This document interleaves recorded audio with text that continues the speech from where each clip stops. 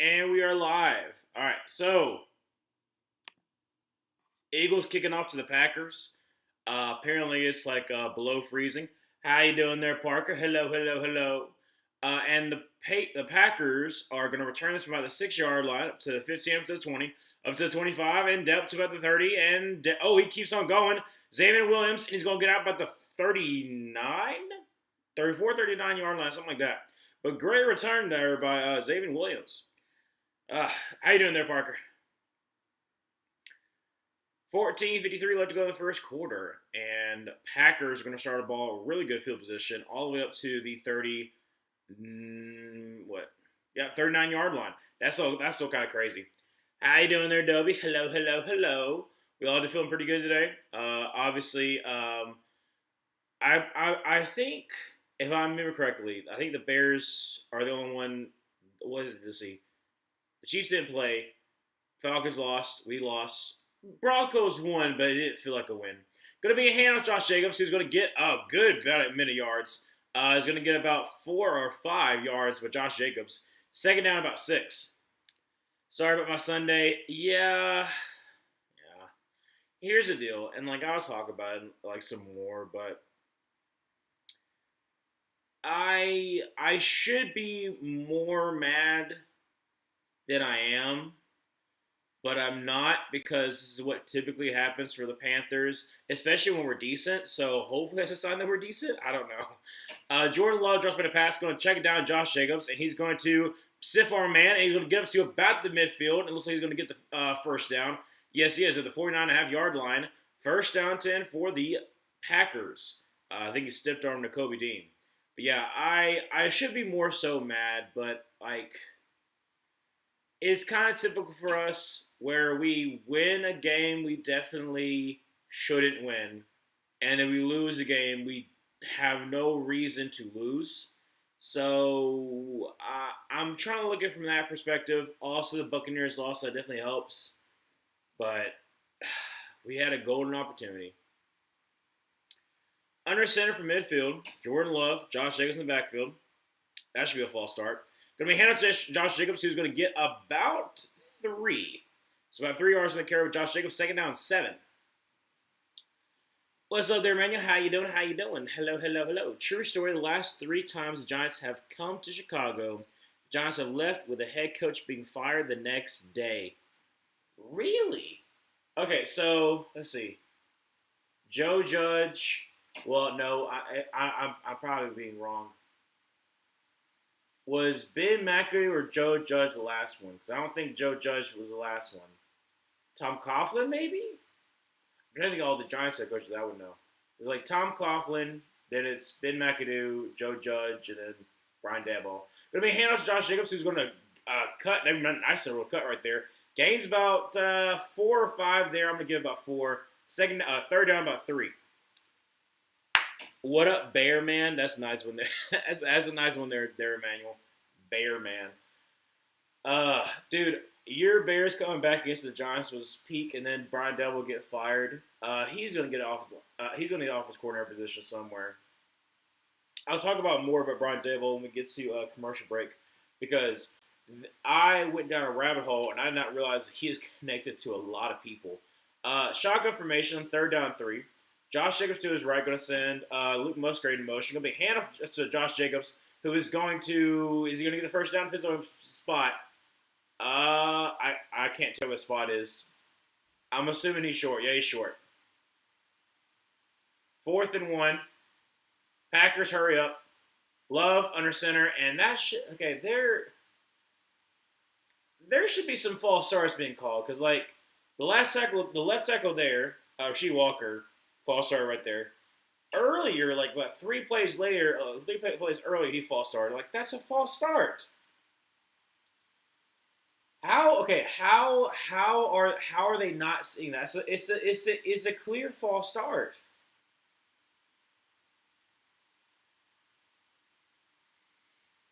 Yeah, that I agree with Nick Sirianni. He's upset. He's like, how? I mean, you didn't say exactly what I'm going to say, but how do you not call that?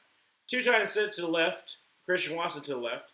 Jordan Love going to hand off once again. Josh Jacobs gets 1 yard. Second down 9. I guess they're just going to give it to Josh Jacobs all day. up there, Daniel? Hello, hello, hello.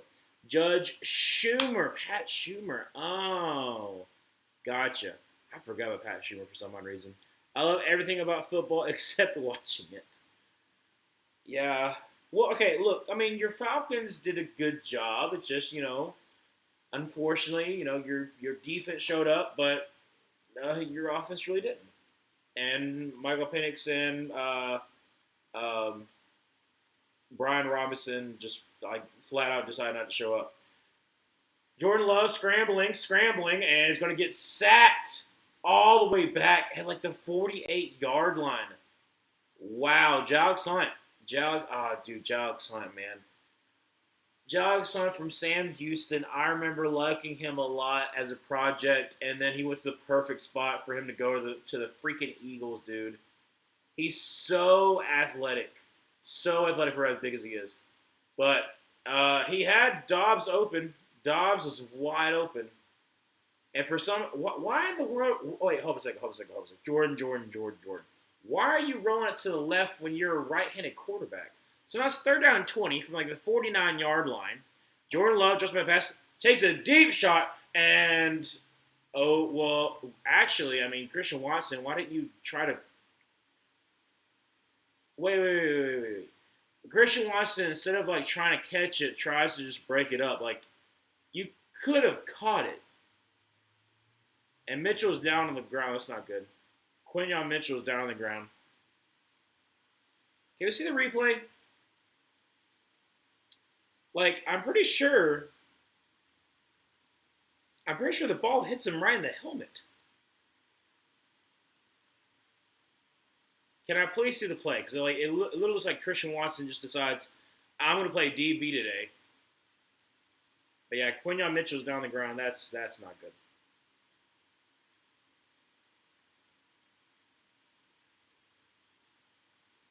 Literally, Watson, what are you doing? Bro! It literally hits Watson in the helmet. It hits him in the helmet. Watson, what are you doing? Like, you have good position. I have no idea what he was thinking on that play. No idea. If I'm Jordan Love, I'm ticked off. Maybe you could say it was like not the best ball thrown, but like it was in your direction, and you decided to play DB way too tackle as soon as it hits you in the helmet. That's still crazy.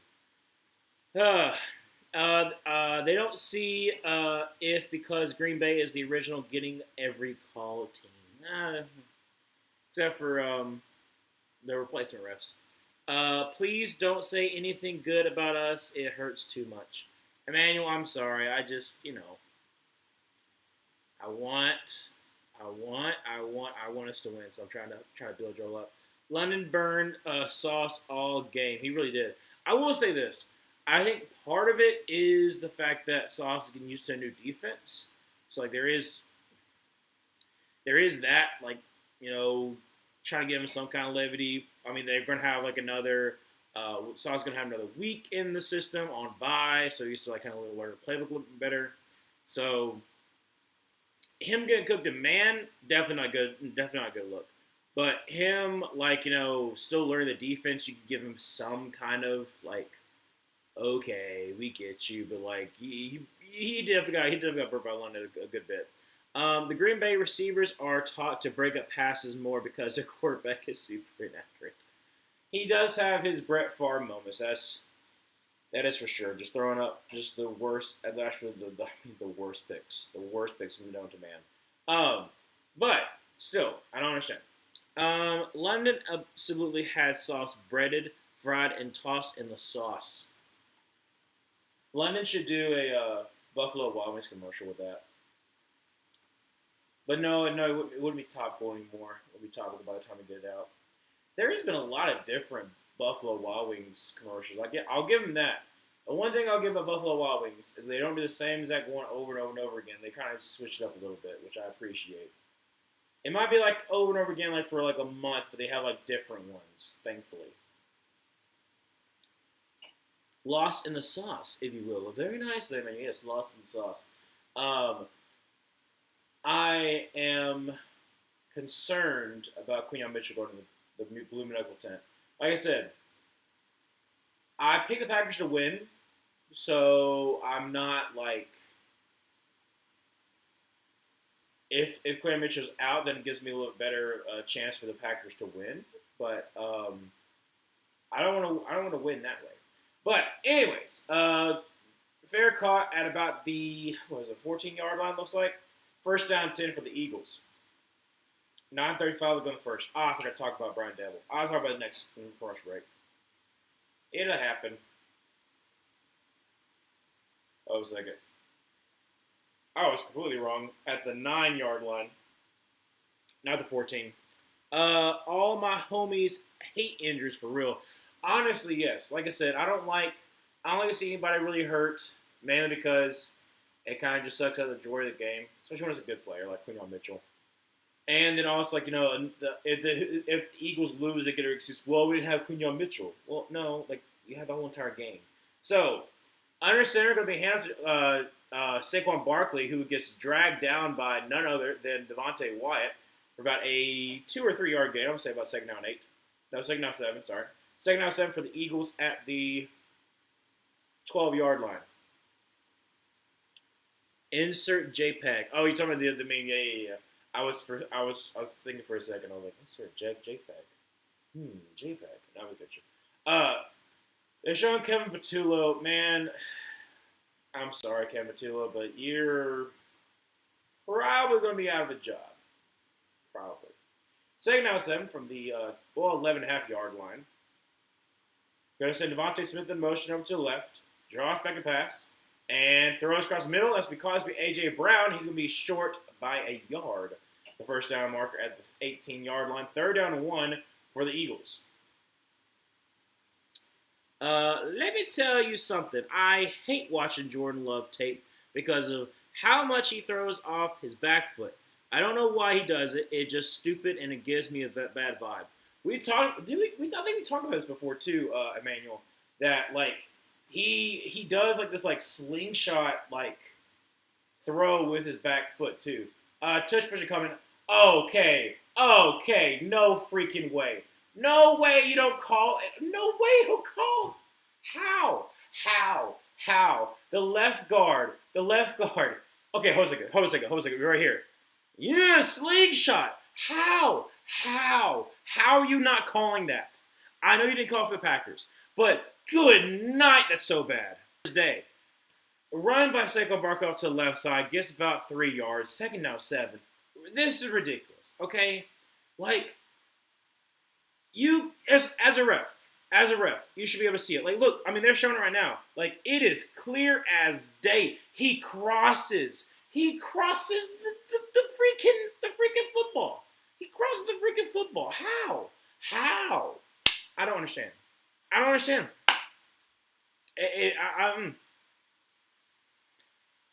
So, second down 7 for the 24-yard line.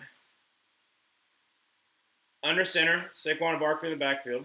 Going to be a hand of Saquon who's going to try the left side. Up to 30 to 35, up to 40 and down at the 40-yard line for Saquon Barkley. 7 minutes left to go in the first quarter. First down 10 for the Eagles, and Saquon's getting a little bit of a breather. Why is basically every other play Love is throwing off his back foot? Get your feet set for once. Maybe that's how he's taught. I don't think so, but it could be. I hope not.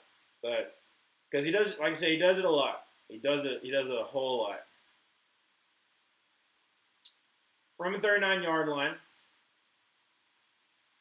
under center, going to be a handoff to is my boy Tank Bigsby? Yes, it is. Tank Bigsby is going to get about 5. Nice Tank, all Auburn man. Second down to 5. I do want to mention. It might not seem like it right now, but it might seem a little bit later on in the game. I feel terrible. I don't know why, but I feel absolutely terrible. I felt terrible this whole entire day, especially teaching. So I'm hoping that my energy stays consistent. I got me a Mountain Dew Voltage because it keeps me awake usually. So I'll be drinking some of that today because, like I said, feel terrible, but I want to stream this game. I think it's going to be a good one. I'm hoping it's going to be better than Thursday night. So, second down 5, shotgun formation, drops back to pass, and throws to the left side. What in the world? Jalen Hurts throws to the left side, and it was way off. I don't know if him and Devontae Smith had a mix-up as far as, like, what they were supposed to be doing. Because, like, let's see here. Okay, so Smith, yeah, I think it's more on Smith. I think it's supposed to be a comeback route. I think it's more on Smith. He didn't do what he's supposed to do. I'll blame him. Third down to 5. I hope you feel better, Ryan. Thank you so much, Dobie. Like I said, tomorrow we are off because it's Veterans Day, and so I'm going to be sleeping in. Okay, so don't know what happened because they cut to a different angle. I'm assuming false start. Please, for the love of God, let me false start. 5:38 left to go in the first quarter. Let's see how this.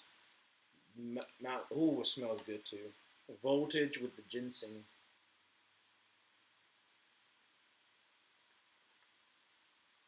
Oh, there we go. Ooh. Yes, I'm going to be okay. That hit really good. All right, so yeah, it was a false start by the Eagles, so it'll be third down and 10. I just felt like just a shot of just like, whoa. From the 38.5-yard line, shotgun formation. Gonna have, looks like, is that Will Shipley? Yeah, Will Shipley to his right. Drops back to pass, getting immediate pressure. Micah Parsons is tracking him down. Rolls up to his right, throws on the run. It's been caught, and that's going to be none other than Will Shipley for a 11-yard reception. That'll be another first down for the Eagles with the black helmets. Well, I mean, they had like the wings, but they do have a black helmet like that. Yeah, Micah Parsons with that. Just whooped Tyler Steen. Good Lord. I mean, that's hard for Tyler Steen. I'll give him that, but still. There we go. Sorry about that. I got 2 fantasy games on today. One having the bag, unless Smitty has -9 points, since other guys' players have all finished. Yeah, I won my competitive fantasy week. The only thing I have left is my kind of competitive, but not really. I'm like number 1 in there. I just need Smitty to have a decent game. As long as he has a decent game, then I'll be fine. So, hopefully that's the case. All right, so 2-yard run for Saquon Barkley there, second down 8. Fred Johnson. Not Johnston. Hey, there you go, W, Florida guy. Don't remember Fred Johnson. Not going to lie. I remember a couple of Florida people, but I don't remember him. I remember Stone Forsythe. He was on, who was he on that I just watched? You know, somebody. Going to be a handoff to Saquon Barkley, who's going to try the right side, and he's going to get basically up to the 45-yard line, maybe like a gain of 3, and it's going to be third down and about 5. A league I also have Smith and up 34. Other guy only has A.J. Brown left down 34. If Smith can give me anything, and Brown, it's always good when you're not projected. I, in one of my fantasy leagues, had Jonathan Taylor, so I did pretty good. Bunch to the right, play clock at 2, 1, it barely gets snapped off, drops back to pass, third down 5, throws, and they'll be caught, and that's going to be none other than Smitty, the Slim Reaper. I almost butchered that. I did butcher it, but then I recovered. But Slim Reaper, just found them easy little in zone, got the first down. So, from the 37-yard line, shotgun formation, drops back to pass. Immediate pressure by Michael Parsons, throws to the right side. That's to the left side. That's going to be A.J. Brown for about a 7 or 8-yard reception. Second down, about 3. I have the GPS going in my fantasy league tonight. Like an idiot, didn't start Jared Goff because I saw my opponent, Jordan Love, and I decided to start Bo Nix. Ooh, yeah. Okay, I can see the thought process. Handoff, And he's going to keep on pushing. He's going to get the first down. And I think that's Will Shipley. Is that Will Shipley? Yes, it is. Look at Will Shipley getting a nice little carry there. Gain of about 3 yards there. First down 10. I can see the vision because you're thinking, okay, Bo Nix, like going against the Raiders, should do well, should definitely score some TDs, and then that game was, oh gosh, that game was terrible. 6 points allowed in the first quarter. Only team under 23. That's kind of crazy for the Packers. So, 2 minutes left to go in the first quarter from the 26-yard line. Under center, first down 10. Going to be a play action pass. That should be a boot. And Hurts has all the time in the world. Rolls out to his right. And is going to throw this one away. All right. Second down 10. I'm ahead 84.1, 79.94 with Saquon left. And, of course, my opponent has Jordan Love. Ugh. If Saquon can get some more catches, I would feel more comfortable with that one. That one's a little bit too close for comfort. I'm feeling lucky. A third rando chopped league. I got my friend to start playing fantasy. I'm facing him next week. So luckily, him having JT doesn't matter since he's on bye. Yeah, that's lucky because I think JT's kind of gone a little bit of a run. It does help when like they kind of just give you carries because your quarterback's been playing terrible. Because Dan Don has, I'm not gonna say he's turned into a pumpkin, but just I have my doubts about the Colts, and I still do. I've been trying to convince Luke, because I want him to have hope because he keeps on like being upset. But I want him to have hope that the Texans could technically win the division because technically they can. They need some help, but they definitely could because their next 6 games compared to the Colts' next 6 games is way easier. So from the 25-yard line, after that, third down and 8, 1 minute left to go in the first quarter. Draws back a pass. Actually going to be a run, and great play design. Up to 20, up to 15, and down. Fumble! Oh my gosh! Up to 25, up to 30, up to 35. Pushed out of bounds by the 38-yard line. And the Eagles were driving, but a great job by none other than Xavier McKinney. Pops that ball out, peanut punch. Shout out Dobie. And the Eagles will not score. The Packers will continue to have only 6 points scored in the first. No, it was on top of Xavier McKinney. But it's other than Edgerrin Cooper. Cooper with the punch out. And he was up. Yes, he was. Wow. I mean, it looked like a great run. That's crazy, man. Peanut punch. At least that fumble is on Hurts and not Barkley, right? Exactly.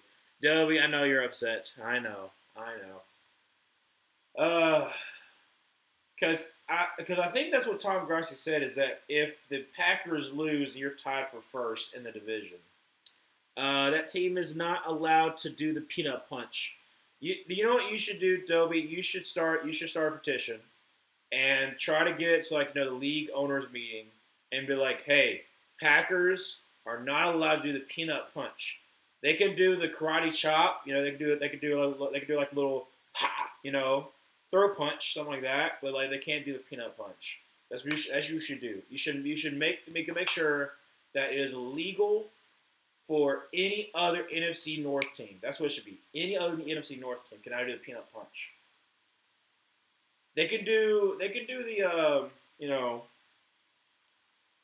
I was trying to think of something, but I couldn't think of it off the top of my head. Wow, I'm not creative. Took me this long to come to that realization.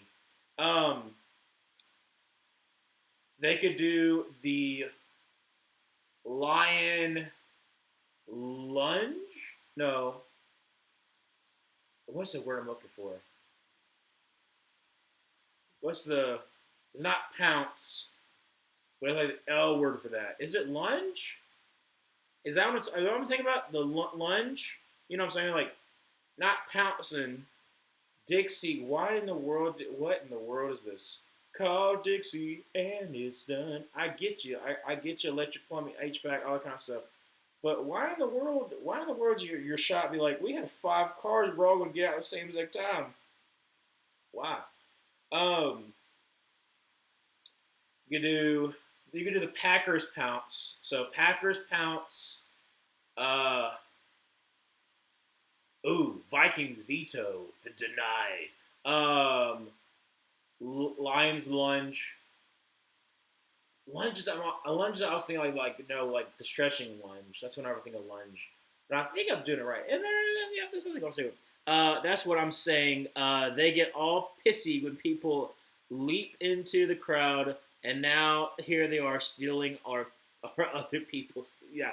Well, hey, you know what? You know what? Jordan Love almost fumbled the ball in the exchange. So 40 seconds left to go in the first quarter, and they'll be second down in about 15. It's quite literally it's a bag exchange by Jordan Love. Yeah, no bag exchange.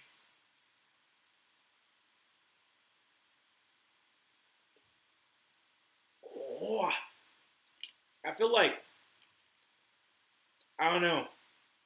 I know it's a ginseng, no, so that's what it is. But it's like, whoa. Second down 13. Shotgun formation, just back a pass, and batted at the line, and that is none other than Carter. So with 5 seconds left to go in the first quarter, still 0-0, third down 13. I want everything to go wrong for Green Bay this year because that was some BS that pissed me off beyond rivalry, rushing for a tie. They should lose their football team for that. Well, you could contact their owner. Um, yeah, third and 13, 5 seconds left to go in the first quarter. Not what I was expecting so far, but you know we can do better. We can do better. Jordan Love, shotgun formation. Well, actually no, it's an empty set. Well, I get 2-1. Guy snap off, drops back a pass, getting immediate pressure, rolls it to his right, is going to run and block. Is going to get it. Oh, he's so close. Did he get it? No, they're going to mark him just short. Fourth down and 1. End of the first quarter. Yeah, like basically 4th and 1. Whoa. Excuse me. It is kind of wild that Brand Graham came out of retirement. Ooh. Excuse me again. Goodness gracious. But yeah, the fact that the Packers went for the tie is kind of screwing a lot of things up. Because, so, what I like to do is I like to use the playoff predictor. It's like this this app that you can do, like the do. I like it. It's like I just type in playoff predictor 2025 and it has like that website. I can't think of what it's called, but basically, like, it's a really good website. And because like I feel like the Cowboys will do a little bit better, I'm like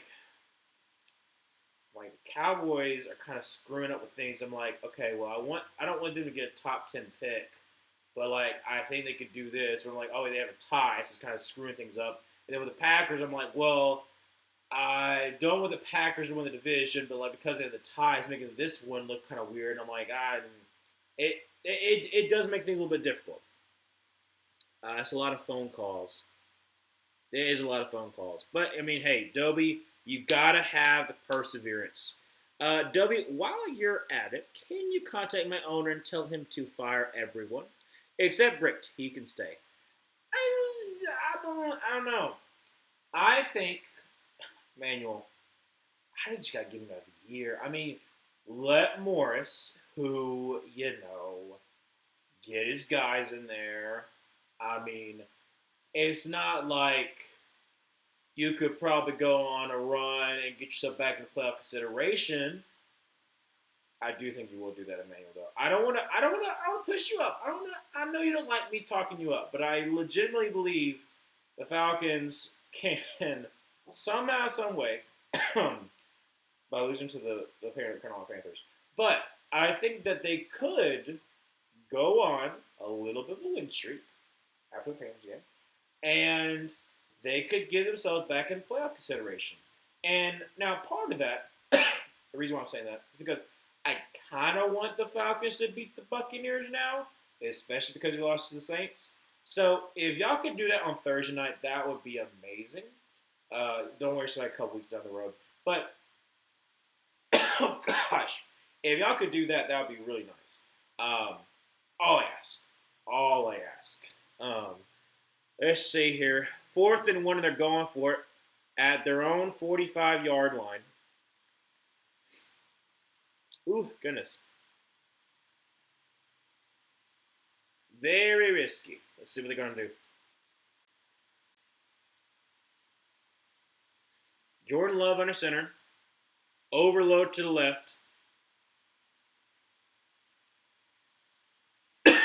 Goodness gracious. Coughlin come back. And another one.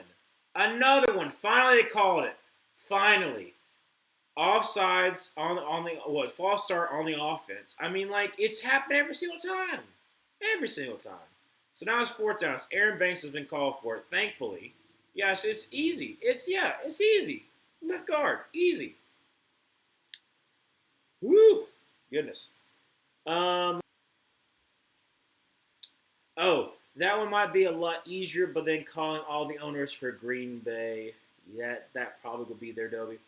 Every time you say something about the Falcons coaching staff, I can only imagine you as an NFC East fan talking about Jerry Jones. Not really, because, like, there's some truth behind what I'm saying.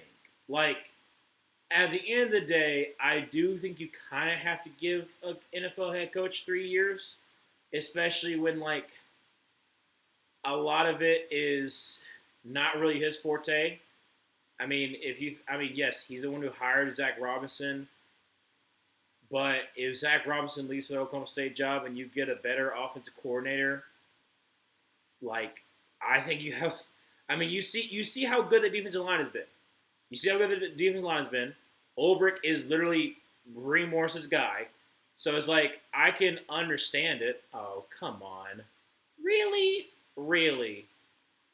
Okay. I did not think I was going to get that. Let's see here. Where are we at? Emmanuel, I have something special planned for Ryan Pace. He'll be the first to feel my wrath if I called Atlanta. I would blame him for not having a first-round pick next year if I were you. I'm predicting 6-11. We beat the Bucks. I love that. Hawks and Rams lose every other one because we are top water. I have some very, let's just say, choice words for Pace. Mick, K, and Robinson. If that's the only one for Segura, then I'm probably going to just let it be. But that is hilarious that I'm getting bots. For the 21-yard line, going to be a handoff. That's going to be, oh, wow. Saquon Barkley loses about 3 yards. Great penetration there by the Packers to make a 2nd down to 13. I'm Jerry Jones. There, Dobie. I don't want truth. I want emotion and jump into conclusions. I'm sorry, Emmanuel, but I can't let that happen. I'm sorry, Emmanuel. What in the world Jordan Mailata was doing? Let's see. Oh, he slipped. That's what it was. I thought it was penetration. No, it just more Mailata just, like, literally slipped. It's the grass. 2nd down, 13. 4:10 left to go in a 4:10. 14:10 left to go in the second quarter. So 0-0 from the 18-yard line. Drops by the pass and this throw to Saquon Barkley. He slips and falls. What is it with people slipping and falling? It's the grass. Dobie, you knew it. It's the grass. The Packers. They did it somehow. I mean, right there. Slip. Just slipping and sliding. But my boy Colby wouldn't get a tackle, so I'll take it. Yes, Colby. Get that tackle. Now they're showing cleats. Okay. 3rd and 14. After the 1-yard loss. All right. So from the 17-yard line, shotgun formation with Will Shipley to his left. And going to be hand off to Will Shipley. He's going to try the right side, and he's going to up to the 20, up to about the 23-yard line. He got slung down. Goodness gracious. 4th down and forever. They wet the grass. Yes, they do, Dobie. They absolutely wet the grass. I will say this. I have been at a stadium where the grass was extremely wet. Every single opposing player had, like, things on their cleats, and we were slipping and sliding, and we consistently started, like, within our own 15 because our return team kept on um, kept on slipping and sliding. So, and it did not rain the day before. I'm not going to say whose team it was and who we accused of cheating, but we do know that they have a history of cheating. You're not going to know who it is, like I said, Alabama, but still, like they have been accused of being cheaters. It was my senior year, so that's all the reason. It was my last game that I ever played football, so that's another reason why I remember it so much. Emmanuel, I I'm just so fed up, dudes. Robinson is predictable. He's so cocky in that he doesn't take accountability. That's true. He just says we'll do better, and we don't. He's stunting Penix's development and causing him harm. He's not allowing Penix to grow. I mean, he's like I don't know. Maybe you know what it is. You know what it is. It's no nut November, and he's not allowing the Penix to grow. That's what Penix. Sorry, Penix. Not allowing the Penix to grow. It's like maybe you know what it is. You know what it is, Robinson. Robinson is ashamed of the Penix. He doesn't like the way that the Penix does grow. He's like, wow, this guy's pretty good. If I show it too much, and I don't do well, it's making him looking worse. If the Penix doesn't perform, and so I think at the end of the day, he's just kind of like buying his time at this point. He's like, okay, well, if I get away from the Penix, I don't think with the Penix, I don't have to see the Penix anymore. I can focus on the Cowboys and giddy up and ride. So that's what I would say for Zach Robinson. He's just ashamed of the Penix, unfortunately. And I hate it for you. I hate it for you, man. But just sometimes the Penix gets to you. To severely regress, he should not be this bad, and he was pretty badly yesterday. The coaching staff has lost the locker room. Drake London has been saying all he does is run the routes called. Penix yelled at OC in the first quarter. Like I said, he doesn't know how to use the Penix. We can't help if someone doesn't know how to use the Penix. Like, the Penix is there. The Penix is there to, drive the locomotion. Like, he's supposed to be, the leader of the offense. He's trying to be tactical. The Penix got to be tactical. And just, Robinson just doesn't know how to use the Penix, unfortunately. And a lot of people know how to use Penix. But maybe, Emmanuel, maybe you can find someone who knows how to use Penix. I know Brian Devil just got fired. Maybe, but he doesn't have a connection. He has a lot of connections everywhere, though. I keep on forgetting to talk about Brian Devil. I got to talk about him again. But, so I went down a rabbit hole, and he has a lot of different connections. So, first down 10 for the Packers. Jordan Love 1 for 3 for 6. Good night. How is that not a false start? It's a run by Josh Jacobs. He gets 5, so second out of 5. How? How is it not a false start? Roll by the clock. Roll by the tape. It's clearly it's happening every single daggum time.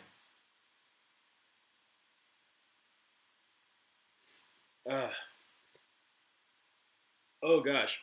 Imagine Michael Penix is an amazing quarterback every month except for the month of November. That would be kind of funny.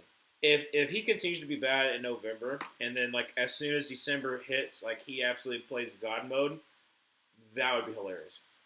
Gonna be I formation, toss out to Josh Jacobs up to 30, up to 35, up to about the 38 yard line. I'll say 38.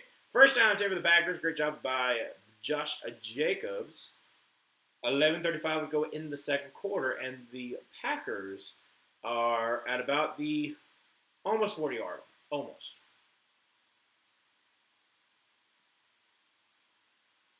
Great block by Malik Heath. He set that edge. Anti-Kirktober. Yeah. That's... Dude, the run that Kirk Cousins had has got to be studied. Going to be a handoff to Josh Jacobs, who gets 2 yards to the 40-yard line. Second down 8. But yeah, I seriously was like, oh, Falcons are doing pretty good. And then, like, I get that Kurt didn't want to like leave because once he got hurt, but the run that he went on after that 500 yards against the Buccaneers, just like, golly, it was bad. It was, and I mean, you know, it was bad. Second down and 7 for the 40-yard line. Going to be hand off Josh Jacobs. Apparently that's all we're going to be doing today. And he gets, like, loses like a yard. What are we doing, bud?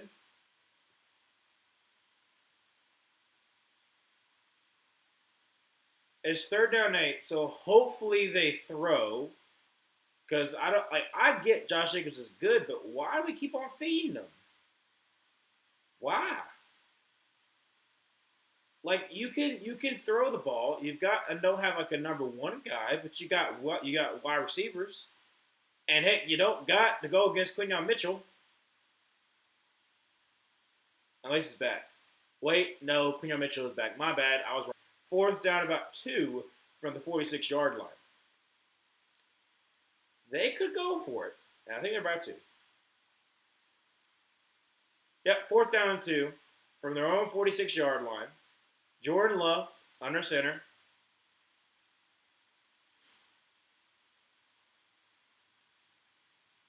9-11, never forget. Bunch to the left. Running back to his right. Love checking to the line. He's got 6, 5. Oh, what was I get? 4, 3. Stop messing up. Stop doing that. Yeah. Try to take it all the way down to 0. Then go punch ball away. Okay. Let's see here. In November, Jordan Love just inexplicably throws on his back foot. Plus, he's yeah, like they added their at the very end. I'm gonna tell my kids about the 2024 Kirktober Kirk Cousins. Got me choked up like a falcon just thinking about it. Yeah, dude. Like you had everything in front of you, and then it just it was. Jordan Love does have Toyotathon. That's correct. I did think about making a skit about the Packers like trying their best to try to extend Toyotathon, like as like a commercial idea, but then I decided against it. But I could make this into something. But it was like it's like kind of like a throwaway gag that I thought of, and I'm like, I don't know if I want to make like a skit, like a commercial about it. But I did think about that, like them like Lid Thomas back, yeah. I hate that I keep on getting stuffed up here. Okay, so Brian Daboll. That's what I was talking about before. So yes, he got fired today, and I'm not gonna say it's not fired. Then is Joe? Hopefully, Joe Shane's also getting fired. Like I'm hoping that Mara's not like, well, you know what? We're gonna keep Joe Shane, and then we're gonna get a head coach. No, don't do that. Don't do that. I will say this about Brian Daboll. More than likely,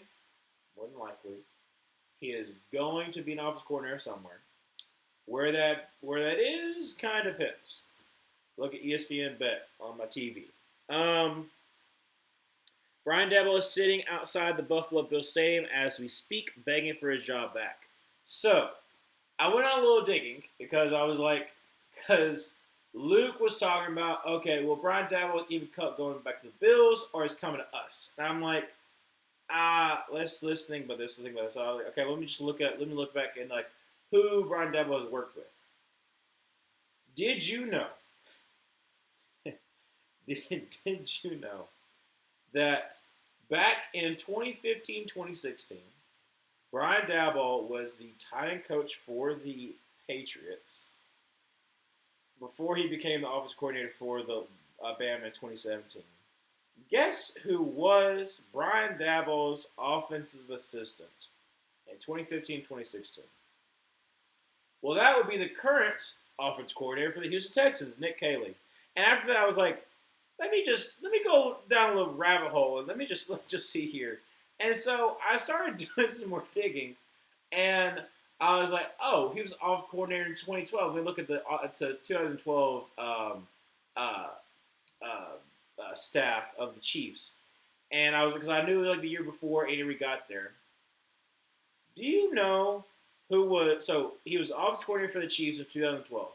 But do you know who the wide receiver coach was for the Chiefs in 2012? Nick Sirianni, who's coaching right now. And then I was like, hold up a second. All right, well then let's see here. The year previously, he was in 2011. He was Miami Dolphins offense coordinator. Let me see on that staff. Another fired head coach. Okay, the interim head coach for the 2011 Miami Dolphins was none other than Todd Bowles. You know who was his tight? Do you know who Brian Daboll's tight end coach was in 2011? Dan Campbell. So I'm like, he has a lot of other connections that he could possibly go to. How in the world was that connected to Dallas Goedert? I don't know how, but he gained 7 yards, second down 3.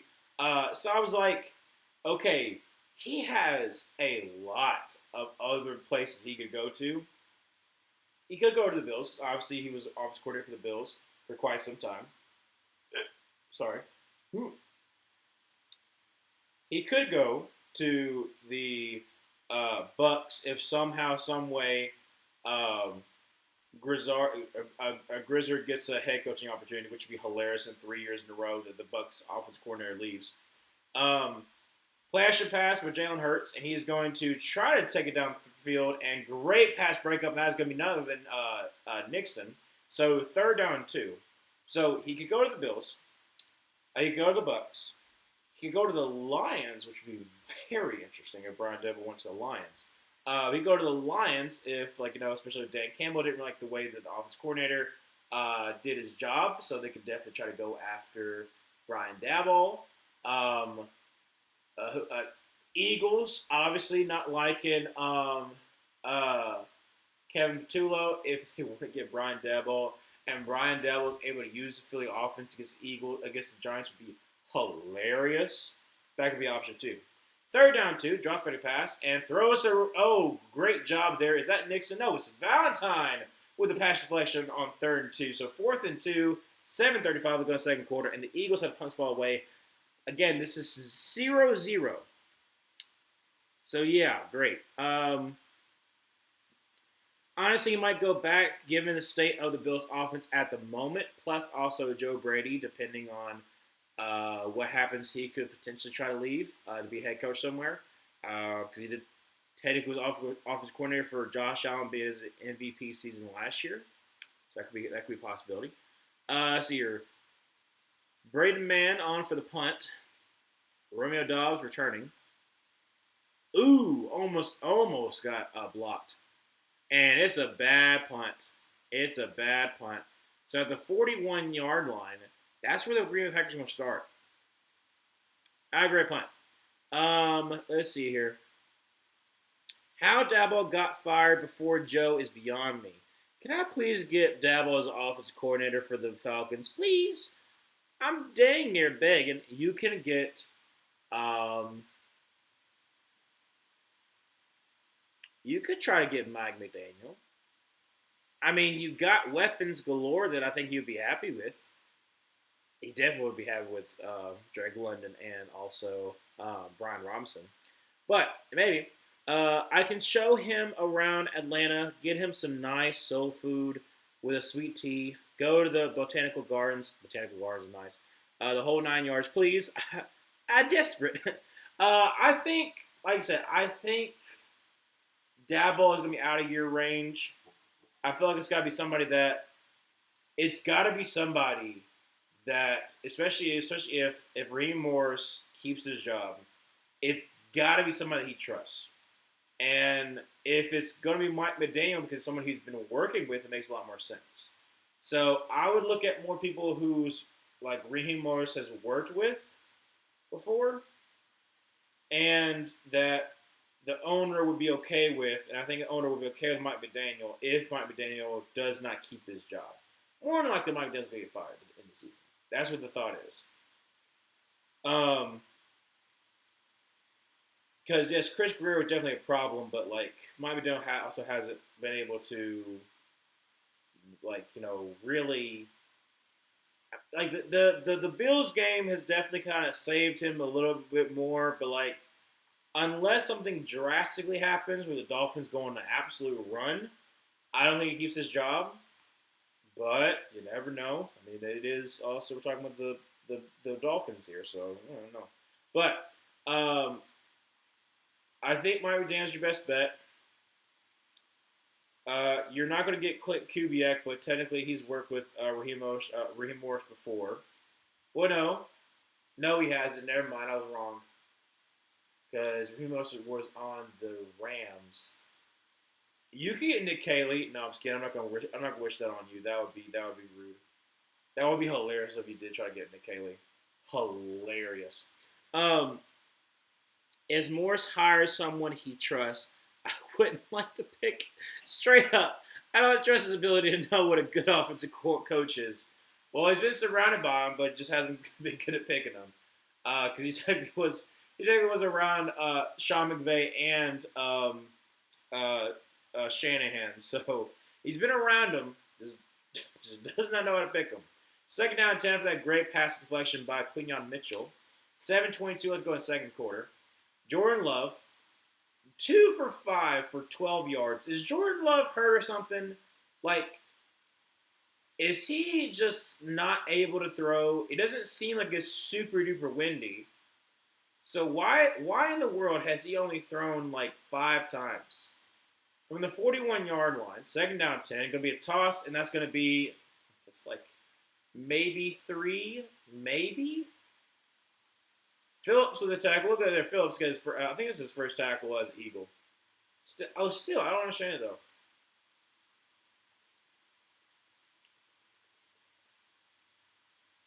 Oh, dude, that ginseng hits. I know it does.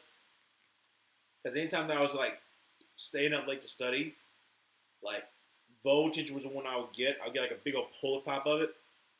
Bat at the line, incomplete. 4th down and 8. But I would get voltage and it would just like get me like, like my mind would be like wired. So that's the reason why I got it. But man, I feel good. I feel amazing. What's up there, Zoe? How you doing? How's the game going? What's the best way to put this? It's not Broncos Raiders level bad, but it is 0-0 with 6:40 left to go in the second quarter. So, yeah.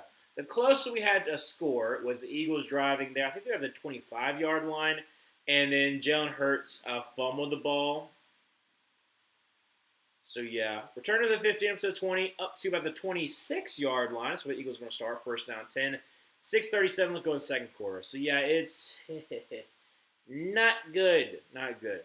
Also, Emmanuel, what kind of soul food are you getting Brian Daboll? Like, where are we going in Atlanta?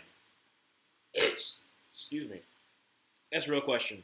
When I look around for coaches for us to hire, I don't know if any of the high-end talent would choose us. Everyone else could go to be a head coach or, like McDaniels, the Niners or Rams, some McVay type. Yeah, like I said, I would say McVay's McDaniels your best year. What is this? Progressive. Stop with the AI. No. Why? It looks bad. It literally looks bad.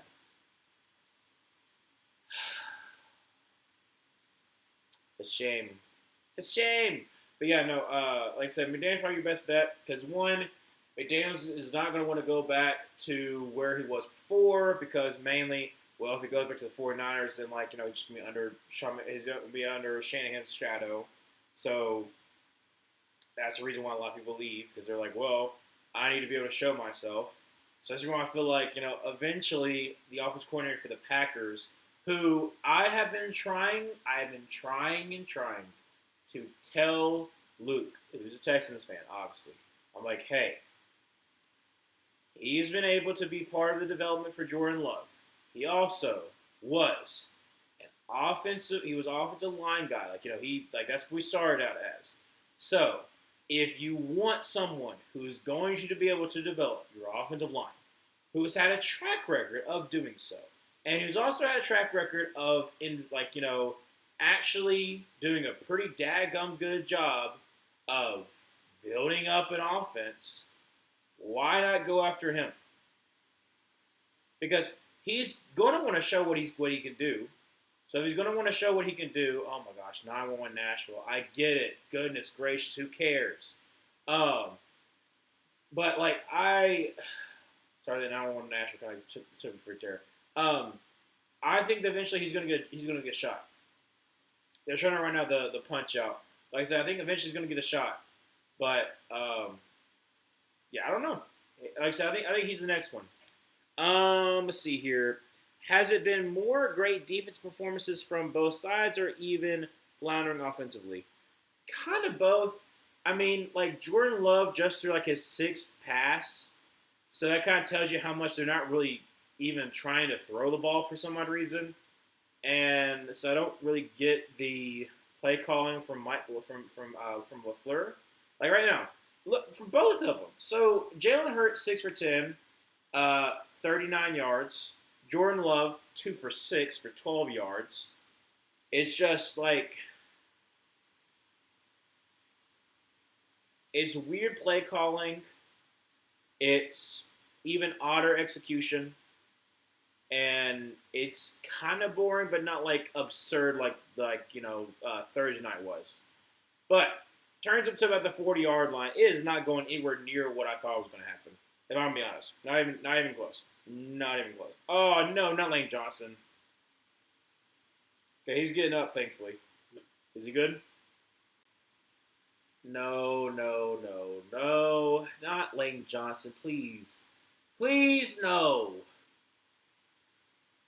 The Eagles already have a patchwork offensive line. Please don't let it be Lane Johnson. They got rolled up on. Let's see here.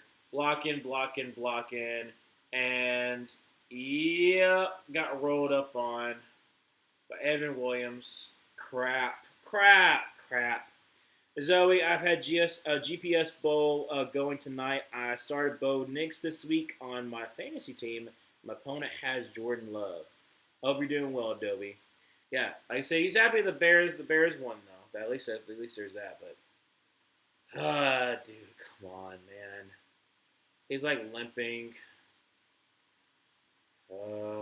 Please no. I'm up by a few points, and the only player I have left tonight is Saquon Barkley. All right, well,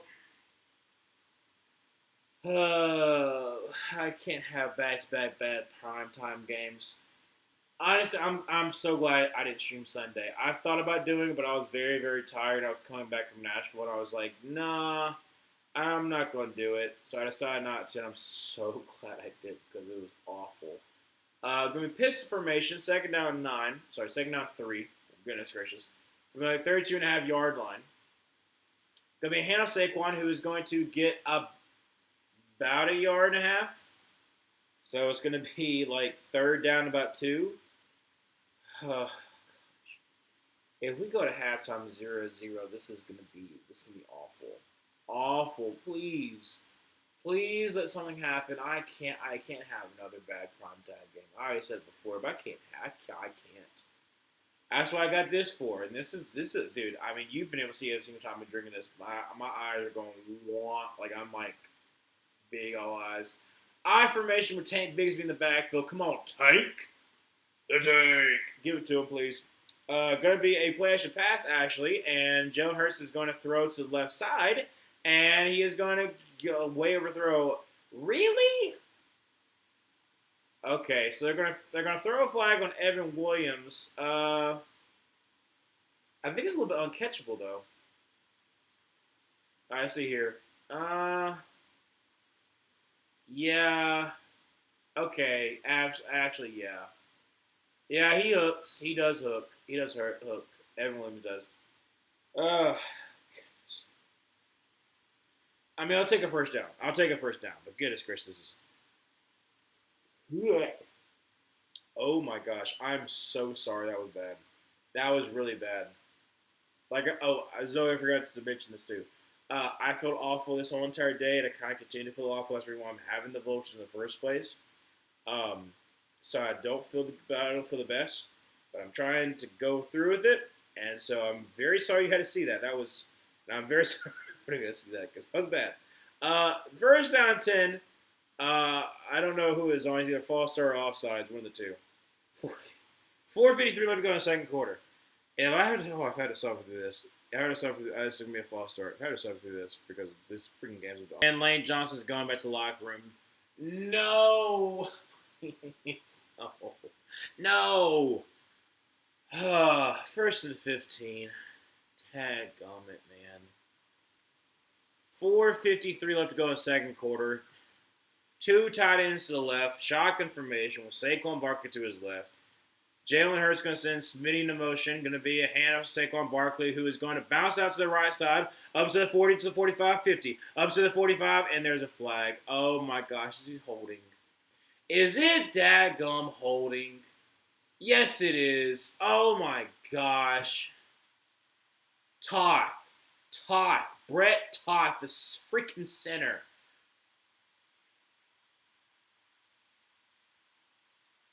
How bad is it? Yeah. And it's against my boy Wooden. You can't hold my boy Wooden. Oh, goodness. Okay. I'm up 4 points. Barkley has 4.1 points for me so far. Yeah. I'm very happy my Bears won. New York apparently always fires their head coach when they come to Chicago and lose. So my chest is extra puffed up. All right. So, first and 25 from the 25-yard line. There's a Smitty to motion over to the right. Actually going to be a handoff. I'm going to take Bigsby, who gets about 5 yards. So now we're second down 20. 3 straight bad primetime games. Call that ish the 97 Bulls. Dobie, can we flex our game and play y'all next week, please? I don't know. I don't know about that, Emmanuel. I don't think you're going to get that lucky. Second down, 20 from the 30-yard line. 3:50 left to go in the second quarter. Please, for everything that's holy, just do something. But it's made a motion over to the right. And going to be a screen pass to Smitty. He's going to 35. It's a 40. Okay, so actually 39-yard line. So third down 11. Third and 11. Ooh, third and 11. Emmanuel, but don't you want the losing to stop? I don't know, Dobie. I think Emmanuel wants. I think Emmanuel's willing to sacrifice. I think Emmanuel has thought it through. He wants to sacrifice Raheem Morris and will lose. But he wants to lose because the Panthers, and then the Panthers be Carolina Reapers again. Let's just how about this? Dobie, Panthers in your suffering next week. Hopefully I'm there. I'm going to be there in attendance. So, going to be a run by Jalen Hurts, who's going to, I guess, 4 yards, maybe? Okay, so fourth down again. Great, we're going to punt this ball away. It's still 0-0 with 2:40 something left to go in the freaking first half. And it's still 0-0. So this is another barn burner of an episode on the NFL drama. I thought I was trying to get a sitcom or a soap opera to come up with. I think we came up with one earlier, like last week or something like that. But I don't know, man. I want this to be a good game. Punt is away, and it's going to be downed at the 8-yard line. There's a flag somewhere. Bro, why? 2:07 going to second quarter. What's the flag? What's the daggum flag, man? What could it possibly be? I'm thinking long term here. I want to be good next year since this season is lost. The game is gone. I've already endured a long losing season. What's one more? Well, you don't have your first round pick. Now, I don't want to remind you, but it is the truth. So, do you want your first round pick to be top 10 and you don't have it and you hate that fact?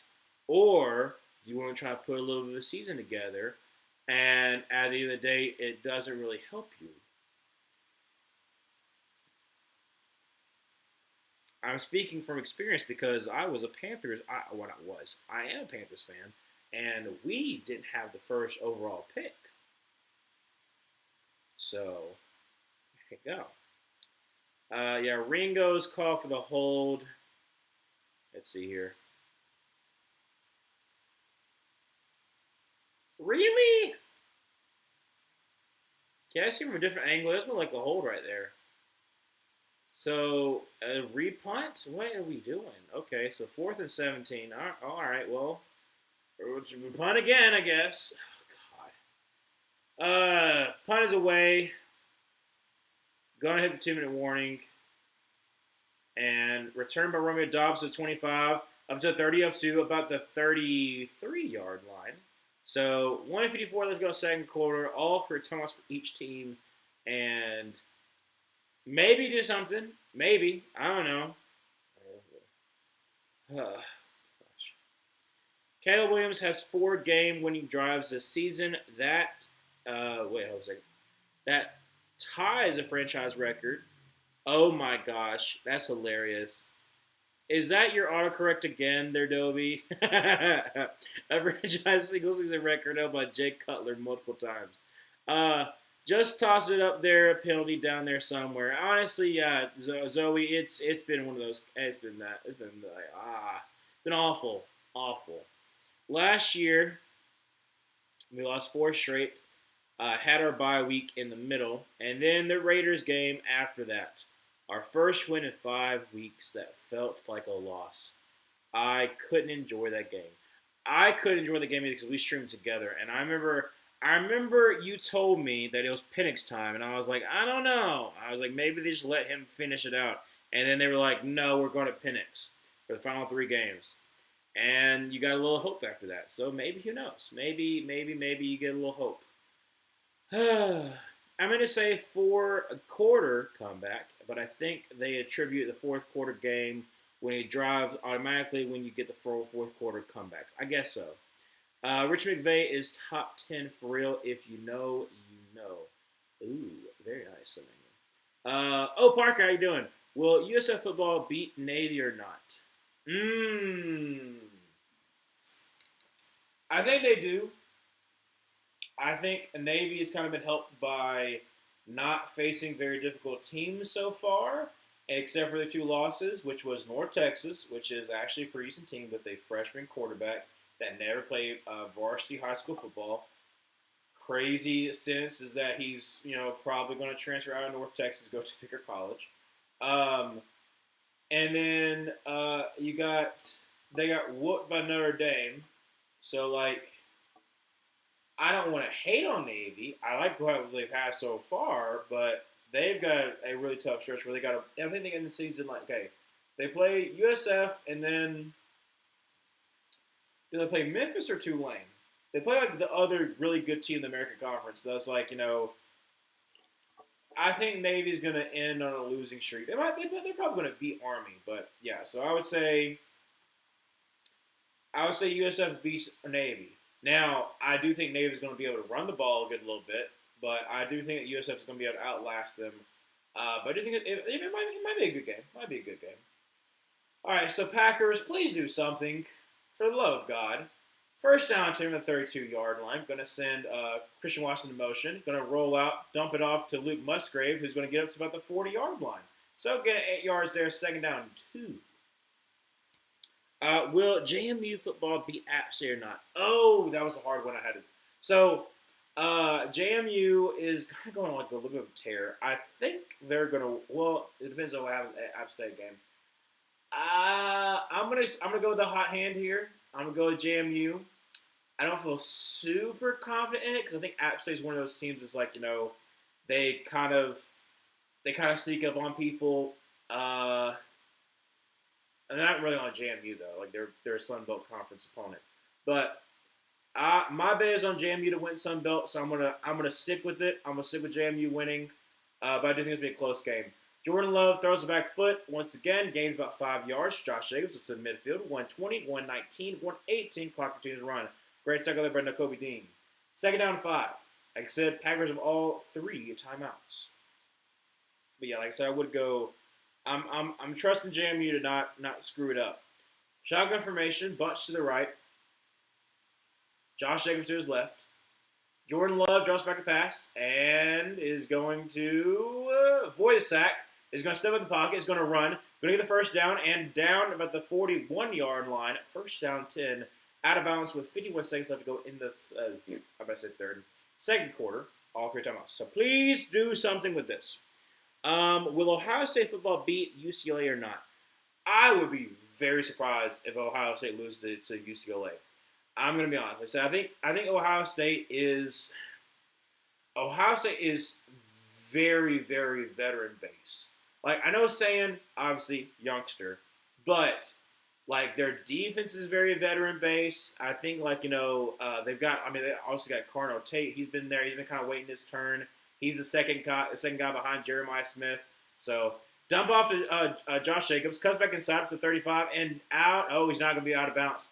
And a timeout is called by the Packers. It's going to be second down about 42 seconds to go second quarter. And the Packers have 2 more timeouts. But I would say, I just think Ohio State is a really good team. I think, obviously, the biggest test is going to be at Michigan. Can they finally break the streak? Can Ryan Day finally beat Michigan?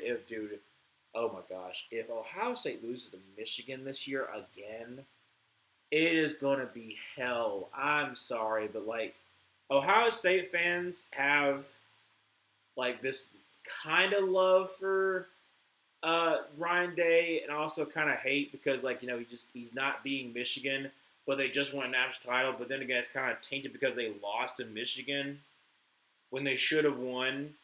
And so if they lose to Michigan again, that's gonna be rough. But like I said, I would say Ohio State beats UCLA. Not being familiar with college football, hearing Ryan answer Parker's questions low key feel like overhearing other people's questions you don't know the context for at the Oracle of. Well, I wanna make some videos as far as explain some of the lore or some of the other stuff. But when I get into draft content, I do I try to do a little more dive deeper in the players and stuff like that, because especially with some of the lower level college football players that I've watched, maybe not from a prestigious school, if they play really well against a very good team, I'm hey, let me watch this person. I probably shouldn't have fallen in love with Malachi Corley much as I did, but I saw him against Auburn. I was he's pretty good. When he's good in space.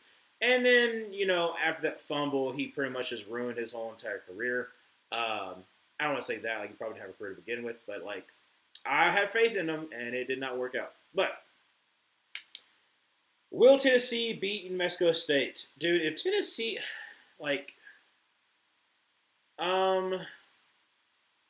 yeah, they should. Tennessee should win. They're talking about Lane Johnson right now. Like I said, he got rolled up on by Evan Williams, and it's looks like no. Oh gosh. And he's in the cart too. Oh no. Oh man, why? Why? That's probably his last year too. Questionable ankle. Yeah, I don't think Lane Johnson's coming back though. All right, 2nd and 1. Yeah, Tennessee. Yeah, for sure, Tennessee should win. 2nd and 1 from the 33. Yeah, 33-yard line. Jordan Love drops back to pass and is going to throw, and that's going to be a caught. That's going to be Romeo Doubs for first down grab, getting about 5 yards there. 38 seconds left to go second quarter. Remember, the Packers have 2 timeouts.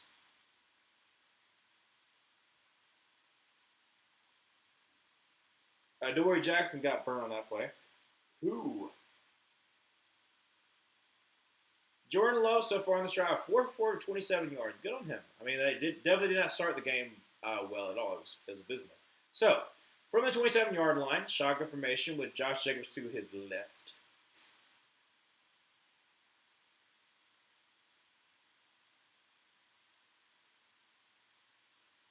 Draws back to pass and is going to scramble. He's going to step out of the pocket, is going to basically back to the line of scrimmage.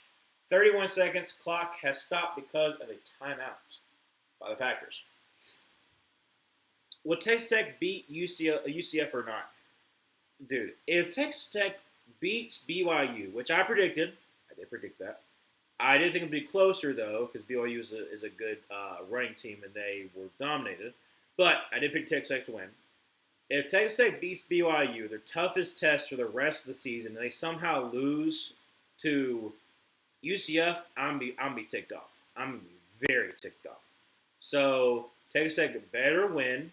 You better make it to the Big 12 championship game, and you better make it to the College Football Playoff. I want you to make it to the College Football Playoff. Another injury for the Packers. Dad, come it, man.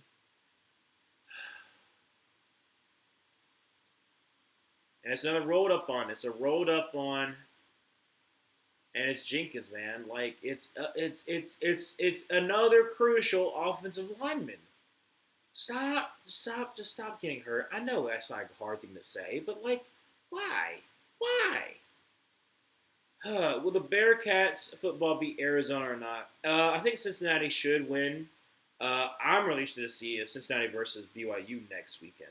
Nice upcoming week, the weekend after that, because that one's going to be huge. Because especially with BYU losing to Texas Tech, it's going to determine who is probably more than likely going to go to the Big 12 championship game.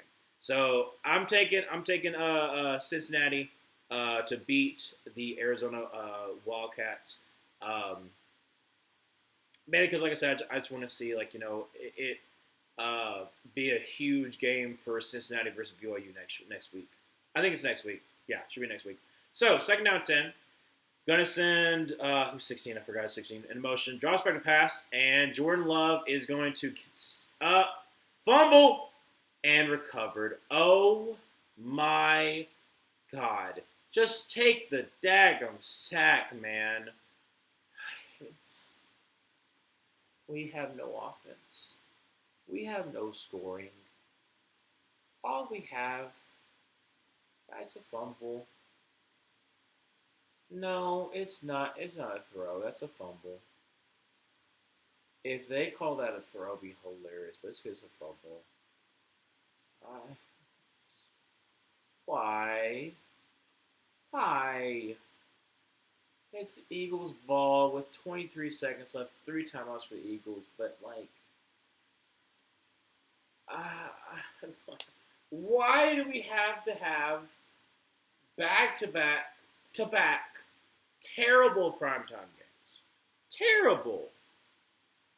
Will Oregon football beat Minnesota or not? Yeah, I'll say this. I did go with Oregon to win against Iowa. I did tell you it would be close. I tell you it would be a drag-out game. Now, the fact that Kurt Hershey was almost dead on when he said I was going to win 16-15, and it was 16-15 before the Oregon Ducks kicked their game-winning field goal, that was surprising. But I think Oregon's going to do a lot better against Minnesota's defense because I think Iowa has a really good defense. I don't feel the best about Minnesota's, so I'm going to go with Oregon to probably win by, they'll win by 13. Can we maybe see the cowardly Packers go for a 0-0 tie? That's hilarious. They're Adobe. Jenkins is going back in the locker room with the dadgum scooter, whatever, the gator, whatever's taking him. Hurts rolls out to his left, is going to run for 5 yards. So he gains 5. He's 16 seconds left. You got throw all 3 timeouts. That would make my cold little hater heart just that much warmer. Dude, if the Packers get 2 ties, dude, I don't know, man. I'm hurting a lot. Physically and emotionally. Physically, I feel terrible, but also, why does it have to happen every single daggone time? 38-yard line, shotgun formation, drops back a pass, second down 6, only gained 4 yards there, throws the right side, and Smitty drops it. Not a great thrown ball. I'll give credit to the Slim Reaper there. But yeah, third down and 6. 11-6 left to go in the third quarter. Well, no, not third. It's the second quarter. We haven't got to halftime yet. Haven't got to halftime yet. It's still 0-0. Still 0-0. It's still like a whole entire half's been played, and it's been terrible. So yeah, it's terrible. Third down 6. Trips to the right. Running back to his left. Jalen Hurts. Hand the ball off to Will Shipley, who yeah, Will Shipley gets like 2 yards. Timeout is called apparently by, I'm assuming, the Packers. So 4 seconds left to go in this second quarter. So, yeah. Yeah. This is just.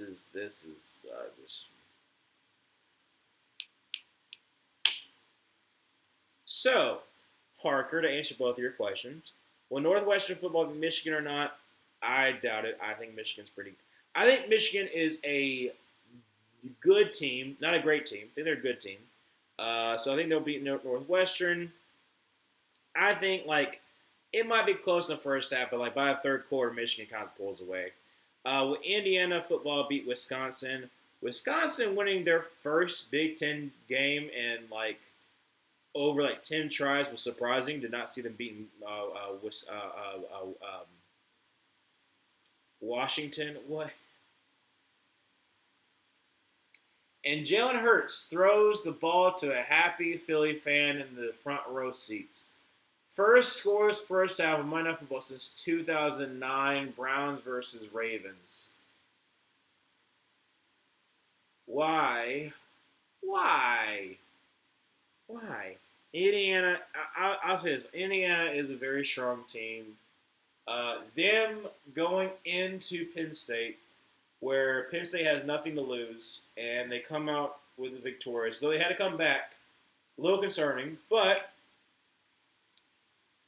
I'll give them credit. Indiana, when they got knocked to the ground, found a way to come back to win. And yes, was it against an inferior opponent? Absolutely. But the fact that you're able to, actually, show that, if you're down, you're able to come back up. I like that fact. I think Indiana still makes it to the Big Ten championship game because I don't really have, a tough opponent left. Like I said, I don't think Wisconsin's that tough. I don't think they're going to hit lightning in a bottle twice. So I would say pretty good that Indiana's probably going to win. Will Clemson football beat Louisville or not? That's a hard one too, because I liked Cal's offense. I don't like their offensive coordinator. I hate his guts. I hate Brian Harsin with a lot of big. I just don't like Brian Harsin, former Auburn head coach for a year and a half. But I like their freshman quarterback. I think he's pretty good, obviously for a freshman. I didn't see them actually upsetting Louisville. I think I said last week I thought it would be close, but I was like, I don't know, Louisville's they're having everything in front of them, and then they lose to Cal. So I don't think Louisville loses back-to-back games. I think Clemson beating FSU doesn't really change that much for me because I don't really feel the best about FSU either. But I'll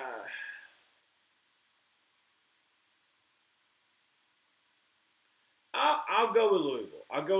I think, coming up short against Cal, ending pretty much your ACC your chances, but you still want to have a good bowl game. I think Louisville kind of pulled that one out.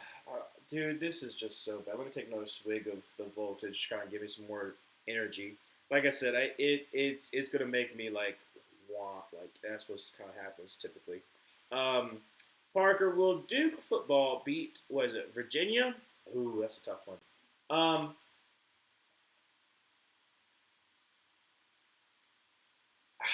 So Duke headed by Manny Diaz, was able to beat Clemson, right? I think it was like that 44 to 45, 44 game. Um, Duke is a pretty decent team, especially like I said. Uh, I don't want to say that Virginia was frauds the whole entire time, but like they got lucky a lot, and their luck kind of ran out, especially against Wake Forest defense, and it kind of showed. Do I think Duke gets the upset against Virginia? I kind of do. I kind of think Duke beats Virginia. Like I said, I know Wake Forest is a pretty good defense comparatively to ACC. Um, and so like they were able to kind of stonewall Virginia, keep their team in the game, able to pull out a victory. Duke has shown some signs of life on offense, and I think they're able to keep pace with Virginia. I'll say Duke gets the upset against Virginia because I think Virginia is that are they still ranked? I can't remember if they're still technically ranked or if they're like just outside the top 25. I know they're still technically in the ACC race, um, and I think that I'm going to say that Duke ends their ACC race hopes. So there we go. Will Utah football beat Baylor or not? For like the middle of the road Big 12 teams, that's the one that's kind of hard for me to decide. On one hand, if Baylor wins, it makes us look Auburn look better. But we look terrible this year, so it doesn't really matter. Utah's always been good defensively, so uh, I mm, I don't feel great about either one. If I'm be honest, I'll probably go with Utah. Good night. I did not see that absolute looking like gash that Justin Herbert had. I probably go with Utah, but I don't feel confident. I'm just gonna be honest. I don't feel confident in that pick at all.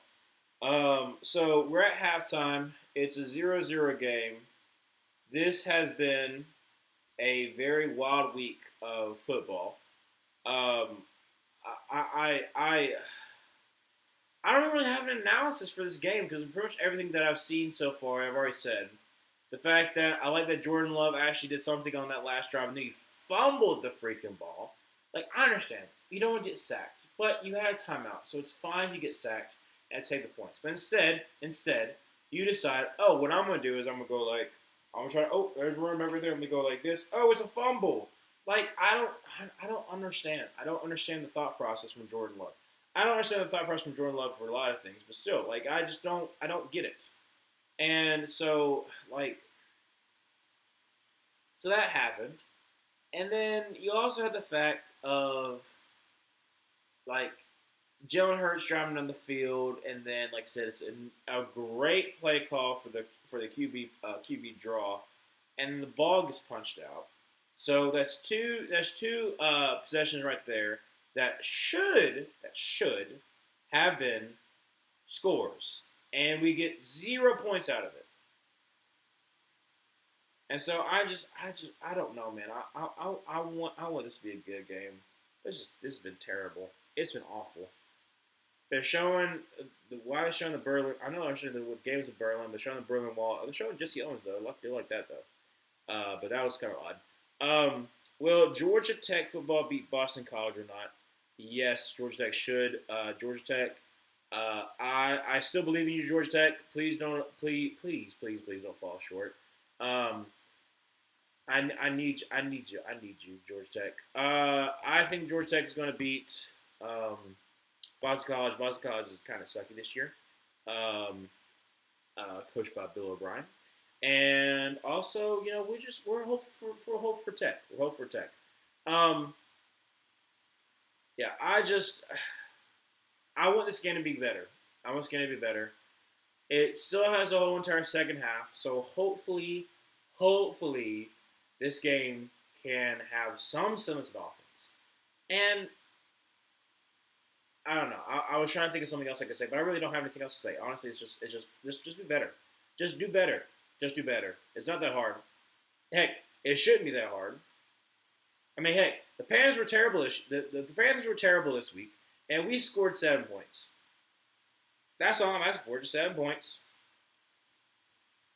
A field goal, touchdown, something. Don't fumble the ball when you have a nice opportunity. That would be nice. Like, so I'm not as frustrated as I was in the. I'm not like I said, I'm not as frustrated as I was in the Broncos Raiders game, but I'm pretty frustrated. I'm pretty daggone frustrated.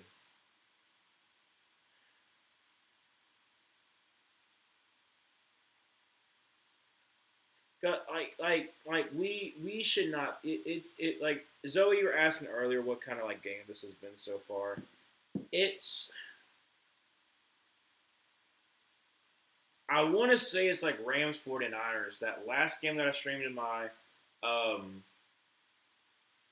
the last game that I streamed in my trailer, because it's not like a terrible game.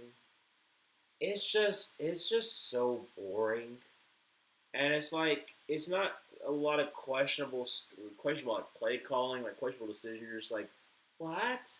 But it's like it's kind of in that same like path. Just like I don't know. I just don't know. Parker, my team, Missouri football, lost to Texas A&M. Yes, unfortunately they did. I will say this. I will say this. Parker, it sucked that Bo Perillo got hurt, and you got to go with the backup quarterback. I'm not gonna say it's the only reason why you lost, but it is a huge reason why you lost. Because I mean, Texas A&M has a good defense, and you're putting a freshman quarterback in that situation. You're just supposed disaster. So I hate that for y'all. Um, More than likely, like I said, you'll play. I think you play Mississippi State next, so you should beat Mississippi State. That'll get you to what 8 wins, I think. Is it like you'll be 8-3, and then you play Arkansas at the very end? We'll see. So you play Arkansas at the very end. You play Mississippi State. Who else does Missouri play there, Parker? Because like you could probably get to 9-3, and then try to get your 10th win in a bowl game. But I do think that I don't want to bring it down, but I do think Eli's probably going to leave. I felt confident that Eli was going to stay, but with how things have been going, I'm like, I don't know. Especially in how like this season is kind of like his mind hasn't really been off trying to make the SEC championship or trying to make the college football playoffs. Has pretty much been eliminated so far. Um, I I seriously think that other teams are kind of courting him right now. He's actually listening to offers. So hope not though. Hope not. Will Notre Dame football beat Pittsburgh or not? Isn't that college game day? I think it is. Will Notre Dame beat Pittsburgh? They should, but it would be very Notre Dame like to lose this game. Because Notre Dame has let's see, they got Pitt, and then who do they have next? They have like two more teams left. If Notre Dame loses to Pitt, I'm gonna be so happy. I will be personally thanking Pittsburgh for finally beating Notre Dame, and we don't have to talk about them potentially making the college football playoff anymore. But if they do beat Pitt, then I mean it's whatever, I guess. I don't want them to beat Pitt, but I think that Jeremiah Love is too daggum good. He's probably gonna have a pretty decent day. Carr, probably more of a game manager role this game compared to the last game. Jeremiah Love's gonna be a run for tear. So do I think that Pittsburgh's going to keep up with Notre Dame? Maybe. I think I actually okay. I think it's gonna be a little bit higher scoring than people are gonna think. I'm gonna say 34-30. 34-30. Notre Dame wins. Beat Pitt. Um, Pitt's going to be trying to be driving just to win, and they fall short. So I'm going to say 34-30. That's my prediction. Um, if that actually happens, it'll be hilarious.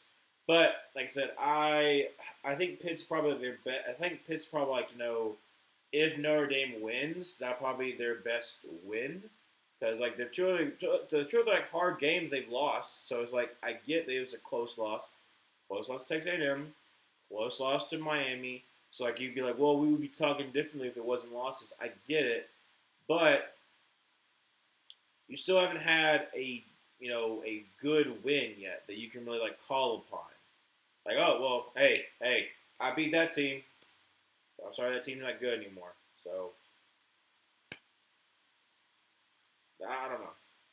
So Lane Johnson is walking back from the locker room. So hopefully we'll be back. Please, for everything is holy, please let him come back. Kick is away and going to return to the 5, to the 10, to the 15, up to the 20. Will Shipley up to 25, up to about the 30-yard line. That's where the Eagles are going to start. Will Iowa football beat USC or not? Iowa football defense locking down USC. Iowa wins. I want them to win. I don't hate USC, but I believe in Iowa's defense. I want them to win, so I'm taking Iowa. And then last one, will TCU football beat BYU or not? BYU losing to Texas Tech. They might be looking forward to that Cincinnati game, but I don't think that TCU is going to be that trap game for them yet. So I'm going to say that BYU bounces back, beats TCU, so that BYU versus Cincinnati next week is going to determine who might be playing at Texas Tech in the Big Ten Championship game. So, first down 10. From the 29-yard line, handoff Saquon Barkley is going to try the middle field up to the 35 and up to about the 36-yard line. Nice gain there, about 7 yards. Second down 3 for the Eagles. Whew.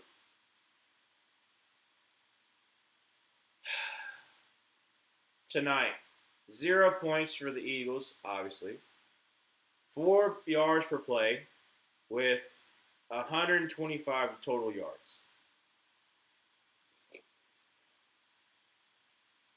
This has been rough. Second down 3. A.J. Brown, 2 targets, 2 receptions for 13 yards. Yeah. Piss formation, going to be a play action pass. Going to actually dump it off to Dallas Goedert, who's going to get the first down to the 41-yard line. So, first down 10 for the Eagles. Yeah, the OC. I just talked about him. Bo Prabula, not Bo. I can't even say Bo Prabula. It's not Bo Prabula. That's Missouri's old QB. Petrulo, something like that. Anyways, he's gonna be gone this year. He's gonna be absolutely. First down 10. Pitch formation. Gonna send the Slim Reaper in a motion over to the right. Gonna be another play action pass. It's got all day to throw. Throws a deep ball and actually going to be up to the 40, up to the 39, and down to about the 37-yard line is Dallas Goedert again with the catch and run. First down 10 for the Eagles. And we are in field goal range, people. Alert, alert, alert. There may, in fact, be some points. Short little one where Virginia Tech beat FSU or not. I do not know that, Parker. Neither team is good. Way overthrows Calcaterra. Second down 10. If anything, I'll probably go with FSU, though. Mike Norvell is going to be on he's going to be pressured for sure. Will South Carolina football beat Texas A&M or not? No. Well, actually, let me think about that a second. I don't think so, but it would be very Texas A&M of them to lose a game they definitely shouldn't. So I'm going to say no. But watch for it to be way too daggum close. Way closer than it should be. Second down 10, under center, going to be a handoff to Saquon Barkley. He's going to try the middle field up to the 30 and down to about the 29-yard line. So it's going to be third down about 2 or 3 yards there. Very manageable for the Eagles. In field goal range. Please, please, please. Put yourself on the daggum board. But yeah, I'm going to Texas A&M there, Parker. But I got my suspicions. Don't be suspicious. Don't be suspicious. Don't be suspicious. Honestly, it's third down and 3. 12:20 left to go in the third quarter. Eagles are 0-5 on third down since starting 3 for 3. So see if they can convert here. Going to be a handoff. Saquon, no, actually going to roll out, throws, and because it's going to be Dallas Goedert again, up to about the 22-yard line. Good for you, Dallas. And a first down 10 for the Eagles. Eagles, please. You got great field position. You got everything in front of you. Please, please, do not waste this opportunity and throw a pick, have a fumble, miss a daggum field goal. I don't care. Just get on the board. Just get on the board, that's all I'm asking. So, first down 10, from about the 23-yard line. Bunch to the left, Saquon to his right, draws back a pass, and Hurts is going to roll it to his left, is going to try to run it. It's going to be to 20, up to about the 17-yard line, chased out there by Wyatt. So, gain of about, 4 yards there? I think second down 6, potentially, maybe, possibly. Parker, will NC State football beat Miami or not? I mean, NC State did beat Georgia Tech. If Miami collapses, dude. Ooh, actually, for spite, yes, I'm gonna say North Carolina State beats Miami. I don't trust myself with that one, but I want it to happen. Gonna be Handle Tank Bigsby. I mean, he gets met by Quay Walker. Ooh, baby, got absolutely just dragged down at the 20-yard line, so lost about 2 yards there. Third down and long for the Eagles. Let's see here. Parker, will Missouri Tigers beat Mississippi State? Yes, you should. You should. You should. Keyword, should. Defense, good enough to limit Mississippi State. I think your run game, you're going to have to lean heavily on that against Mississippi State. So I think it's going to be like a lower scoring game, but I think you probably win like, I don't know, 2014, 2017, something like that. You pull it out in the end. That's delay game. Yep. Delay game or false start, one of the two. Good Lord. Third down 7, going to turn a third down 12. Delay game for the call. Please, Eagles, please. You are on the precipice of scoring. Please don't do anything to ruin that. 10:03 left to go in the third quarter. Third down 12. Come on, people. Come on.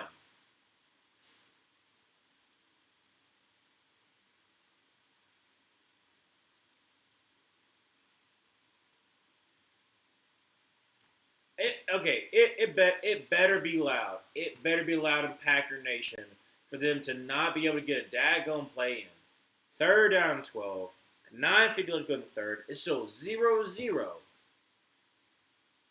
from the 26-yard line. Going to be a handoff. That's going to be Will Shipley, who gets up to about the 21. So nice little gain of 5 yards there. Fourth down 7. Where we were before. Will Ole Miss football beat Florida? Parker, I don't think it's the same Florida team from last year that upset Ole Miss. Also, Ole Miss is going to remember what happened in the Florida game, and I don't think they're going to have the same exact problem. So I'm going to say Ole Miss beats Florida, and Alabama, Alabama against LSU kind of opened my eyes to possibly that Alabama could lose against Oklahoma.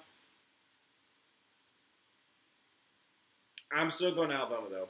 Kick is up. Kick is good. Thank you so much. A 39-yard field goal by Jake Elliott finally gets on the board. 3-0. We are not going to have a 0-0 tie. But yeah, I think Alabama. Also, Alabama got upset by Oklahoma. Was it 24-3?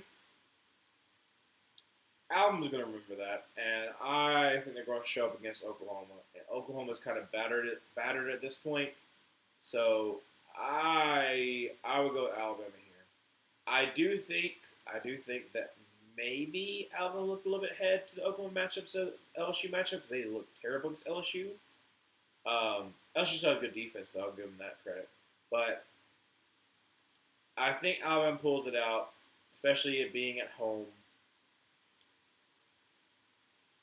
But I do think that Oklahoma makes a little bit of a scare early on, but then Alabama kind of pulls away. Yeah. Will Georgia Bulldogs beat Texas or not? That one is the question of the hour for sure. Um, Texas has been better the last couple of weeks. Well, Arch has been better, that's for sure. Um,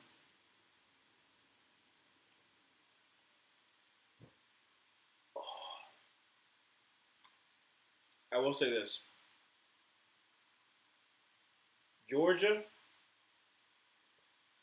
is way too unpredictable. Probably. Ah.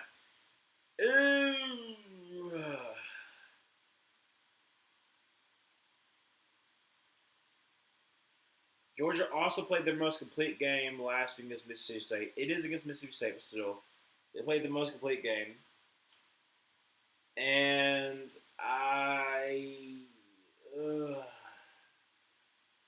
do I feel more comfortable with Kirby Smart? Do I feel more comfortable with Steve Sarkisian? I'm gonna go Georgia. I'm gonna go Georgia. I don't feel great about it. But I'm gonna go Georgia. Georgia. Um, let's see here. What we got here? Emmanuel, Packers throw a deep bomb for 50 yards just to go up 3, and a field goal from the Eagles' 26-yard line. Please no. 3-3 tie is inevitable. I hope not. Do you think we'll ever see a 6-1 game in football?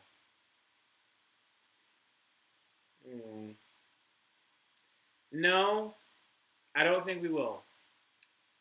It's too rare. It's too rare. Too rare for offenses to score that low. Well, both offense scoring that low, and to get the 1 point. Like to get the 1 point is going to be extremely hard to do.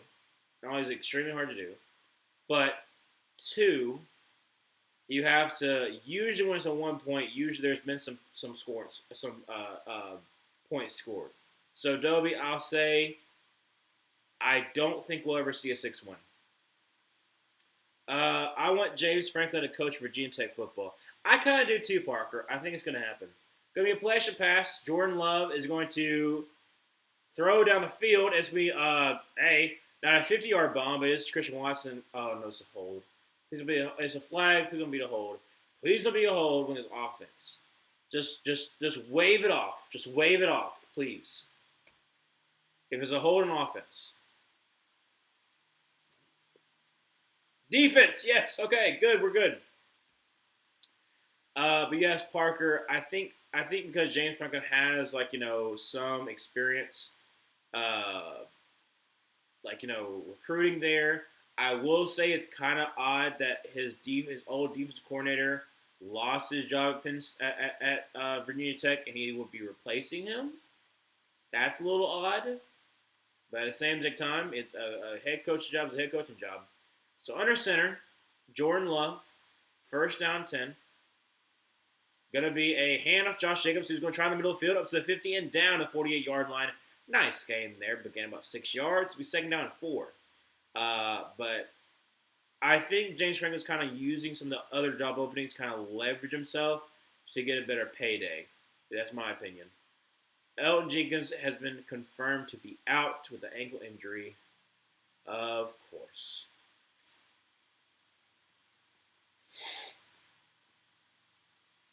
Goodness. Say now 6. Jordan Love under center with Josh Jacobs in the backfield.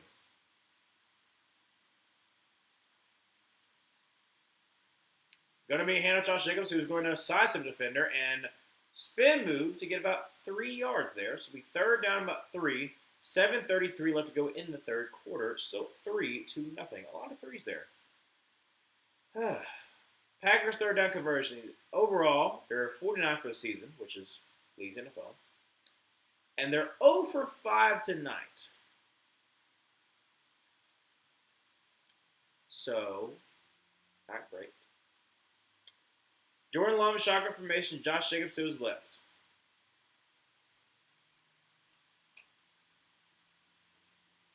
Please convert.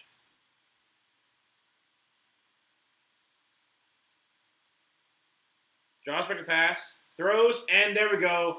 First down, gain of 5 yards, and that's none other than Malik Heath with the first. Oh, sorry, no, sorry. Wicks with recovery. So first down 10, 6:40 left to go in the third quarter. Packers, please continue to drive. Please, just continue to drive. Don't let it be a field goal. Score a touchdown like a big boy would. I don't know why I said that. Kind of seemed kind of weird, but this is Pee Wee football at this point. 3-0 is a Pee Wee football score. How is that not a false start? Josh looks like we get in the backfield for about a 3 to 4 yard loss. We second down forever. What? Why? Just show the game. Just show it right here. Hold a second. Right here. Okay, Walker. Actually, no, I was messed up. Walker, what are you even doing, dude?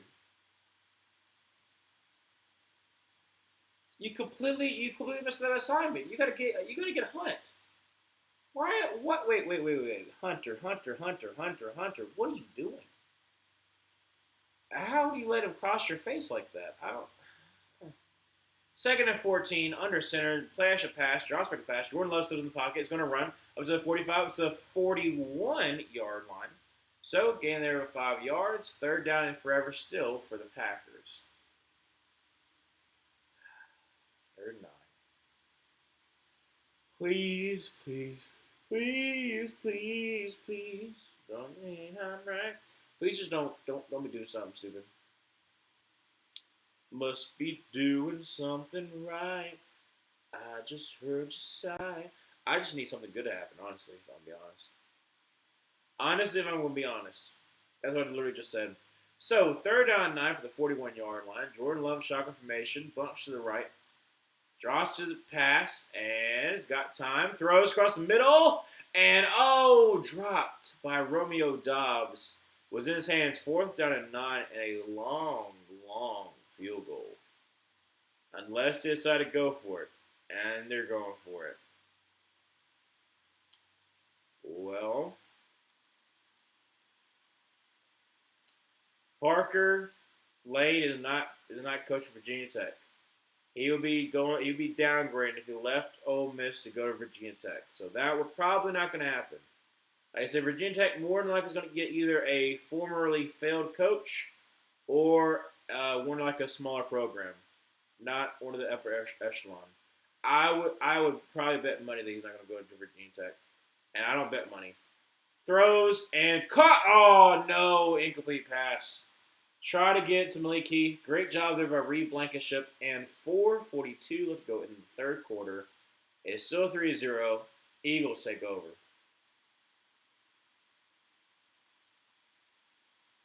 Oh, no. Really and truly, just Malik Heath did not catch that ball. Yeah, I'm sorry, LaFleur. Dude. Where is Matthew Golden? The score is 0. Where's Agent Zero? Where in the world is he?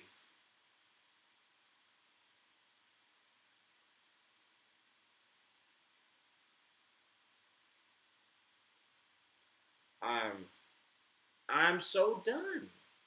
It's 3-0, man.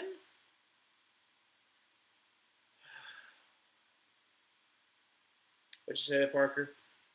So it's not going to be James Franklin, Virginia Tech. Well, it could be. Like I said, James Franklin would technically be considered what I think of someone who's failed, because technically he got fired, so it's like, kind of. It's like James Franklin or like a Jimbo Fisher, that kind of stuff. Jimbo Fisher doesn't have really connections, I don't think so. James Franklin does. And like I said, it would be perfect for James Franklin because he basically be able to go back to a program that needs to be rebuilt, that he can prove once again, hey, I've done it twice. I rebuilt Vanderbilt. and then Vanderbilt went to the wayside before Clark Lee got there. And then I rebuilt Penn State because it was not anywhere near where Penn State is now when James Franklin was there. So if James Franklin goes to Virginia Tech, which I feel is a pretty decent shot, it would be a stepping stone for him to go back to a bigger job. Unless he likes it at Virginia Tech, he could just like it at Virginia Tech. But you're going to ease your conference with the ACC. You have a passionate fan base. You know how to recruit the area because you did it heavily at Penn State and also did it heavily also at Vanderbilt too. So if I am James Franklin, I'm looking at a Virginia Tech job. I'm using other like all the different openings, kind of like hoping you get like a better buyout, so you have a lot more time for Virginia Tech when you have to rebuild it. At the same time, it would be kind of odd, and I already said before, but it would be kind of odd to you're the replacement because your old defense coordinator did not.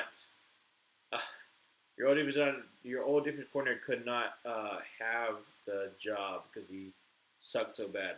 So that one's kind of throwing me for a loop. But yeah, it still could happen. Will Eli Drinkwitz go to Virginia Tech coach or not? I don't think he would. If Eli's leaving Missouri, he's taking an SC job. Throws to is that Saquon? I think it's Saquon for like a yard. Colby Wooden, again, the man of the hour, love him to death. Second down 9, dude. Heck yeah, 3-0 is still possible. 3-0 has never happened yet. Really? Or just a question? I know it's happened in college, because that was that 0-0 going to overtime. Talking about Virginia Tech.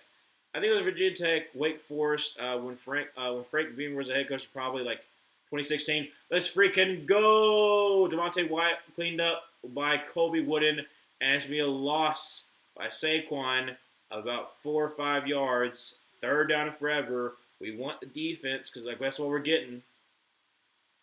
But I don't know if it's ever happened in college, but no, I would probably say 2016, Frank Beamer, either 2016, 2015, Virginia Tech versus Wake Forest was like 0-0 going into overtime, and then they won, I think, 3-0, something like that. 3-0 has happened before, like 2 years ago when Vikings played the Raiders.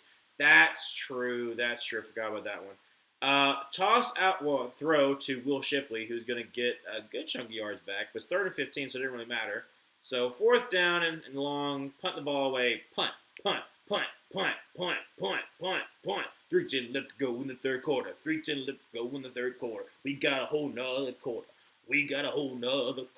Still 3-0. Still 3-0. I'm losing my mind because I don't understand what's happening. I don't understand what's happening. Don't understand what's happening. Want this be good game? It's gonna be awful game. Unless we have a fourth quarter to remember. So 2:40 left to go in the third quarter, and a punt is underway, and it's going to be in the end zone for a touchback. First down 10 for the Packers. 2:32 left to go in the third quarter. So, Packers, what are we going to do? Are we going to do anything at all? Or are we going to stick at 0? You tell me. Will Mike Elko go coach Virginia Tech? Mike Elko is not leaving Texas A&M because Texas A&M has all the money in the world. So why would you leave a place that gives you a lot of support and that you have on the precipice of going to the college football playoff, and that you're getting paid buku's amount of money comparatively to what you would get paid if you went to Virginia Tech?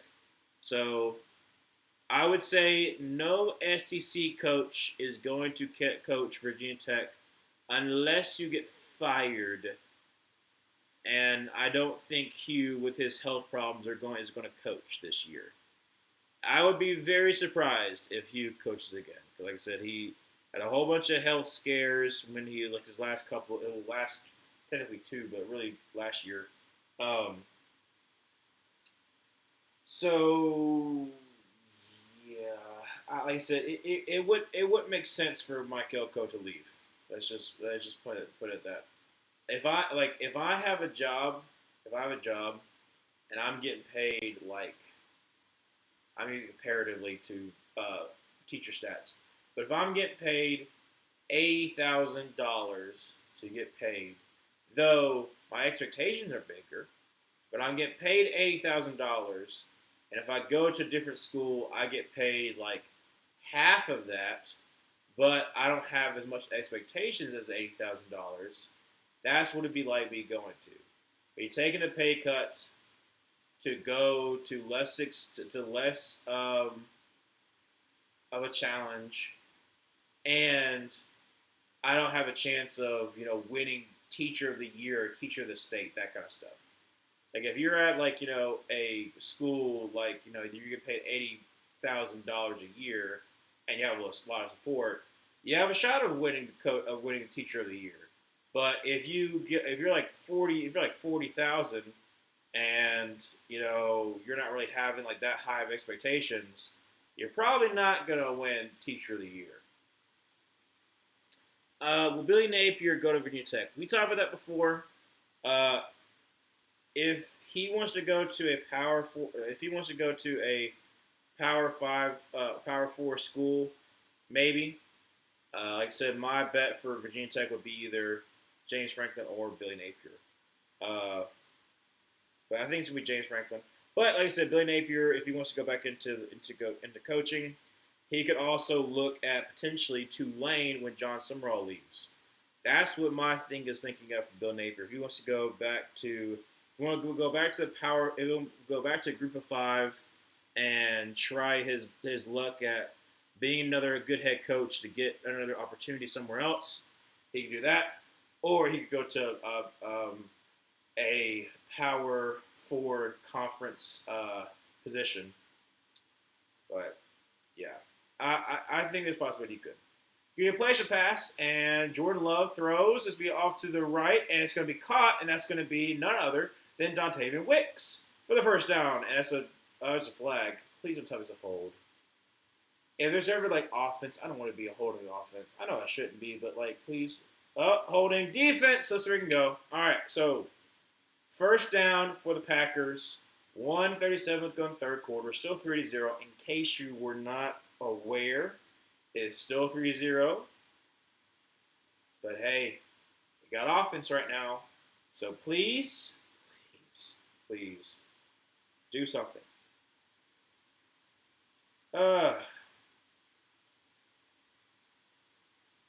No Parker, John Summerall will not coach Virginia Tech. From midfield, under center. I'll talk about it in a second, though. Josh Jacobs is going to get the ball, and he's going to try the right side, and he gets about 3 yards. Well, he'll push for it, get about 3 or 4 yards. But John Summerall is getting one of the top SEC jobs available. If it wasn't for LSU's kind of debacle with the whole governor kind of leading the job search thing, I think that LSU would be the runaway favorite. I know John Summerall's wife is an Auburn grad, and Auburn is very, very high on John Summerall. So Auburn's available, and then Florida. I haven't heard as much Florida as I have Florida for trying to get Lane Kiffin. But Florida could try to get John Summerall. But John Summerall's probably going to get one of the top SEC jobs that comes available. Handoff, Josh Jacobs going to get about 3 yards there once again. Third down and about 4 for the Packers. And that might be the end of the third quarter. We're at like 19 seconds. Maybe. They're lining up like they're going to try to do another play. 9, 8, 7, 5, 4, 3, 2, 1. Fourth quarter. So 3 scoreless quarters, the Packers. They come back, third down. And the Packers, for the love of everything that is holy, get out of their own dadgum way. Don't know if they can.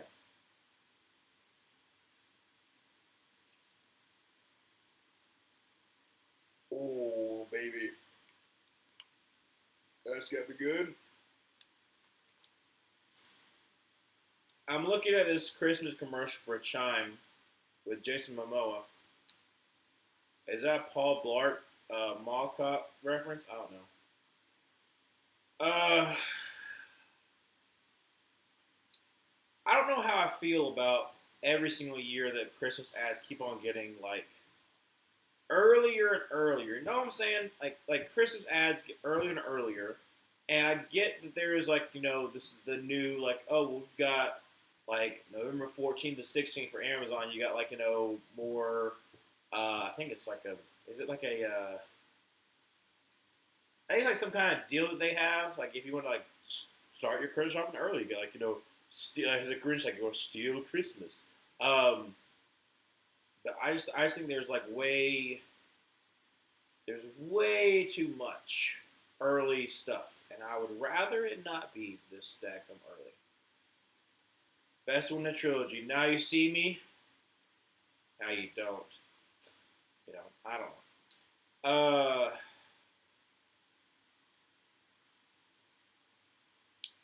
I what am I trying to say? I don't hate it. I'm technically kind of guilty. I kind of watched Christmas movie right before streaming. Uh, well, it was on it was on the background while I was doing some stuff. I had on TNT because initially it was playing. What was it playing before Christmas Vacation? It was playing. Gosh, now I can't think who was playing before Christmas Vacation. It was playing something before Christmas Vacation, and then it said, "Oh, sorry, Christmas Vacation." I was like, "Well, all right. Well, I guess I can watch this game. I can watch this. I mean, like this is a tradition that me and my family always watch Christmas Vacation together. So I just watched it for a second time later on. But I was watching it, and then the cartoon Grinch, the 1966 or 67 version with Boris Karloff came on. I was like, oh, I'll finish this one up before I was streaming this game. So, shotgun formation, third down and 4. Draw expected pass. Jordan Love throws. That's going to be, is that caught? As a first down, it's none other than Dontavian Wicks, who's actually showed up. Hey, we got something. Something between him and Dontavian Wicks actually be able to do something on this drive, and we got a first down. Will Ryan Silverfield coach Virginia Tech or not? Would he leave Memphis for Virginia Tech? It's technically an upward move because you're going from American Conference to ACC. I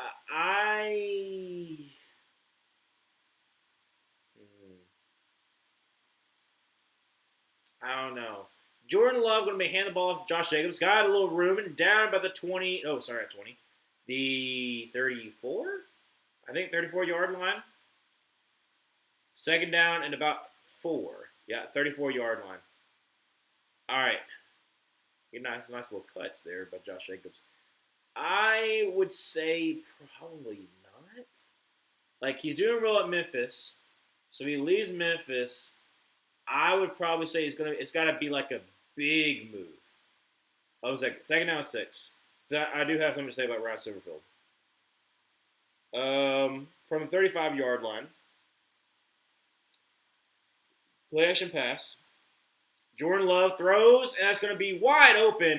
That's going to be Christian Watson down the 13-yard line. A flag was thrown. I think it's offsides, though. Offsides or legal formation.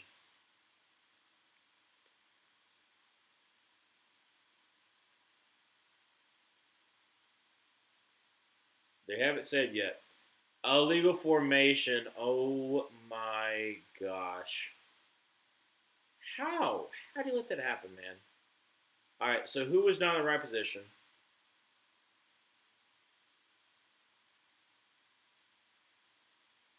Who was not in the right formation? Let's see here. Yep. There's only 3 guys in the backfield: Jordan Love, Josh Jacobs, and Christian Watson.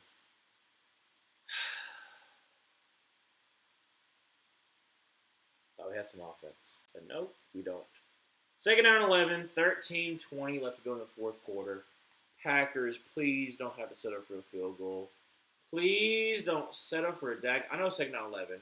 Still plenty of time. Jordan Love, 10 for 16 for 87 yards. Oh my gosh. Under center, hand up. Oh, I should pass. Throws. That's going to be incomplete. Try to get to Romeo Doubs. Glad it's not a penalty on Quinyon Mitchell. Third down 11, 3:01 left to go. 13 left to go. 13:01 left to go in the fourth quarter. Oh my gosh. Oh, baby, a triple. I am so. That's interesting. They didn't call that. It's not. It's. I don't think it's enough to really call, but normally they usually call those. So I'm not mad though. Third and 11, shotgun formation. That should be delay game. Not going to be though. Draws back a pass. Jordan Love is going to roll up to his right. It's probably going to throw across the body. No, he's going to throw it away. Hey, he threw it away. There's something. Fourth and 11. Oh man. But the Ryan Silverfield thing, if Eli leaves Missouri, I think Ryan Silverfield goes to Missouri. One, Missouri has a big presence in Memphis. Two, it would be a bigger jump to go to Missouri than go to Virginia Tech, in my opinion. And three, I think Ryan Silverfield's a pretty daggum good coach, so I think it would be a home run hire for Missouri. And I was speaking of that because Parker, like I said, I know you're a Missouri fan. So that would be nice. A punt. It's a punt. It's a punt. It's a punt. It's a punt. It's a punt. It's a punt. Punt, punt, punt, punt, punt, punt, punt, punt, punt, punt, punt for Packers. Downed and returned. Oh my God. Is it a safety? Is it a safety? Please tell me it's a safety. Please tell me it's a daggum safety or down to one. Eagles fan, what are you freaking doing? What are you doing? What are you doing? Why in the world would you recover that? Why would you recover that? Please tell me it's a safety. That would be hilarious. That would be hilarious. Tell me it's a safety. Tell me it's a daggum safety. Tell me it's a safety, please. Please, please, please, please, please tell me it's a safety. Please tell me it's a safety. Safety, safety, safety, safety, safety. We want safety. We want safety. Please let me be safety. Please. Please.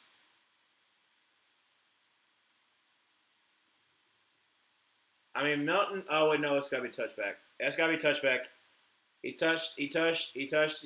Yeah, it's got to be touchback. Never mind. Shoot. I wanted points. Will Bob Chaney coach Virginia Tech? I don't think Bob will leave. Can't believe I had the pleasure to watch this game of the year. Top 10 game of the year, I swear. We are on. Oh, I missed it. What was it on? I don't remember what it was on. Sorry. I missed it there, Manuel. It was on something. 12:42 to go in the fourth quarter.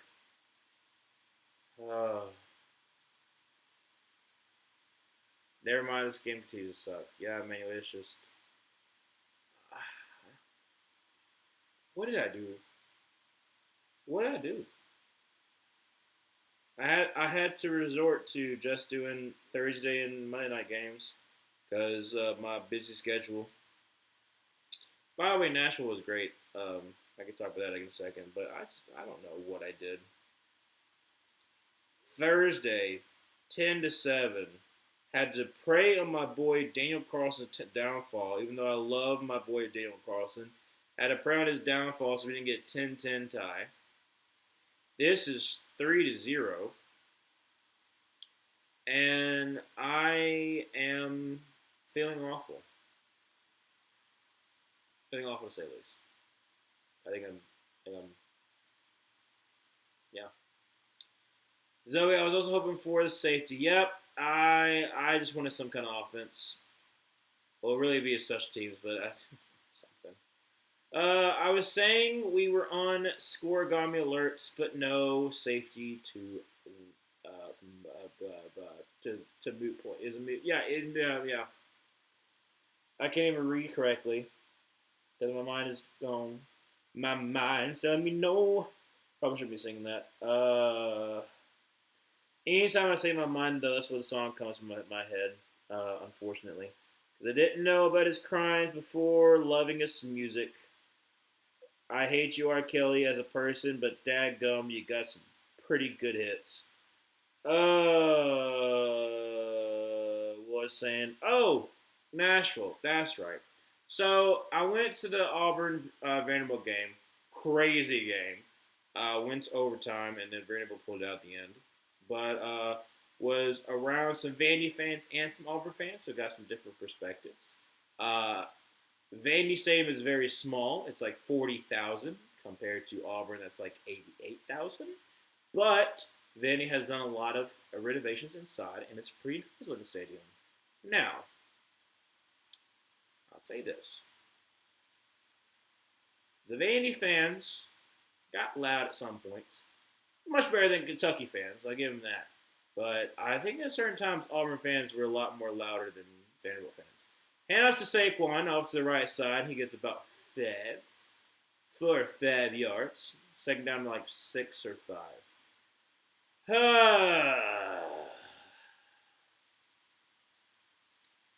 Manuel, if you weren't watching this game when it was 3-0, you now don't tune in when it's 6-7. Hilarious, Manuel. They're talking about A.J. Brown only having 2 receptions for 13 yards. Yep.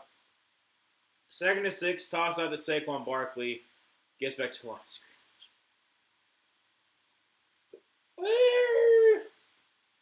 Why? 3rd and 6. 12 minutes to go in the fourth quarter. 3-0. Let me remind you that this is supposed to be a battle for, still trying to keep in pace for the first in the NFC seed. First NFL seed. And we got 3-0.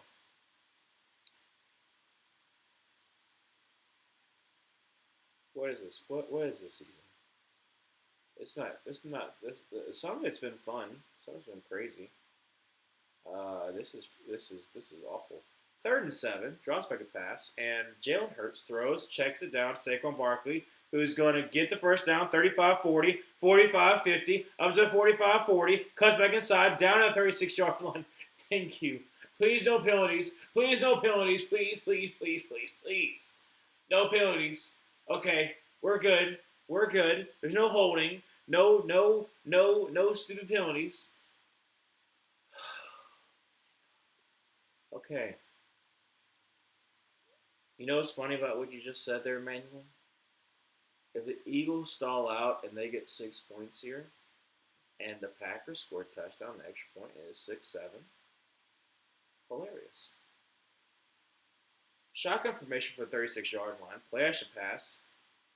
Gonna throw for the end zone. Yes, Devontae Smith with a touchdown over on Evan Williams. We have offense. Yes. Yes. I don't care if it gets my pickups. I pick the Packers to win. We got offense. 9-0. 10:35 to go in the fourth quarter. Please, offenses on both sides, wake up and give us a fourth quarter to remember. Please, is all we're asking for. All we're asking for. Bears might be first in the NFC North, at least for this week. True. Perhaps the teams are also losing their minds playing this game. I would assume so. 10-0 though, with 10:35 to go in the fourth quarter. Thanks to Saquon Barkley and my boy, the Slim Reaper. I did my fantasy. Grown man going over top, mossing that CB. Well, it was Evan Williams, so it's the safety. But I'd like to say same energy. That deserves a whiskey shot there. Devontae Smith. That's an Evan Williams joke. Evan Williams really isn't all that good though. I'm not saying the player's good. Player's good. The whiskey's not. I want to be crystal clear. I'm not saying that Evan Williams, the player, isn't good. He's good. Uh, the whiskey's not. All right, I'm not the biggest fan. Okay. All right, all right. I can be somewhat happy.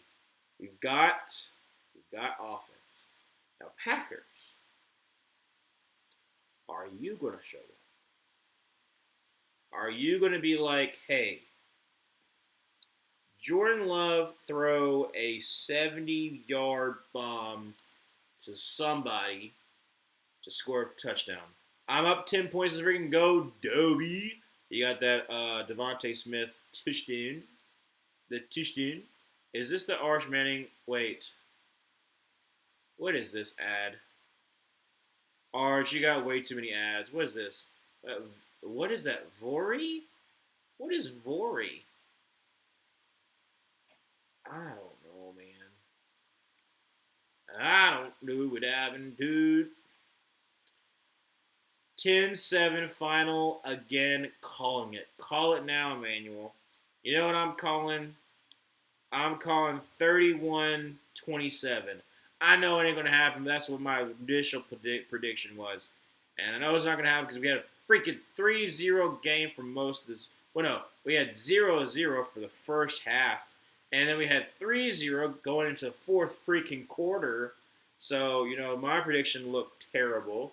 Because I didn't think we were going to go back to the 1920s. Not even 1920s. Because that's being disrespectful. Because at least in the 1920s, still scored some daggum points. But now we're 10-0. So we score some points. We're scoring some points. But it's not good.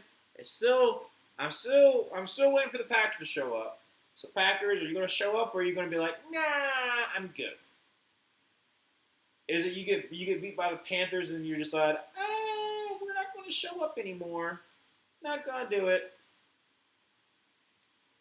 Turn of the 2, 15, 20, 25. So, first down, 10 to 25-yard line, 10:31 left to go in the fourth quarter. Packers, are we going to do anything now? Are we going to do anything? We're going back to the 1880s. Yes, Zoe. Before the NFL even came to be, we're going back to Auburn football versus Georgia football, Deep South's oldest rivalry. Technically, no, that was 1892. 1880s, we can go with Kansas. We'll go Kansas and Missouri. Well, Kansas versus Missouri. You know what else I'm calling the leading scorer in fantasy for 2 weeks in a row? Different leagues, but who's keeping track? Exactly. So, Josh Jacobs runs for about 3 yards, second down, 7. Yeah, it's an offense. It is offense. That's all we care about. It's offense. That's all we need. All we need is be a little offensive sometimes. Second down, 7. That was a dumb joke. Second down, 7. Jordan Love jumps by pass, throws the right side. That's been caught, and that's going to be none other. Is that Wicks again? No, it's Heath. Heath with a catch. First down, 10. 9:55 to go in the fourth quarter. Still down 10-0, but the Packers are moving the ball. Please continue to move the ball down the field. So, from the 38-yard line, Josh Becker I about said piss. Throws to Josh Jacobs. Oh, wow. Spun down by Campbell, and you're going to get about 7 yards there. Second down in the 3 for the Eagles. 9:30 left to go in the fourth quarter. I don't know what I'm saying. My mind is gone. So, second down 4. 9:20 left to go in the fourth quarter. Jordan Love is going to throw a quick little screen to Xavier Williams, and he's going to get tripped up, but does gain 2 yards on the play. Third down and 2. Let's see here. Zoe, I learned about a 0-0 tie game in 1881 that was so bad it changed the game, changed the rules. I would bet a zero, dude. Imagine you attend a 0-0 tie. Like, picture it. 1881. You just got out of the Civil War about 25 years previously, and you're going through the Industrial Revolution to wherever this is happening, and it's a 0-0 tie game where probably somebody died, and you're like, hey, This is awful. We got to change it. Can you imagine that? Can you imagine being at that game? Like, I can imagine being at the body bag game where so many people, like, got injured. Forgot to mention there was a first down for Josh Jacobs. 8:11 left to go in the fourth quarter. That's a 7. That made no sense.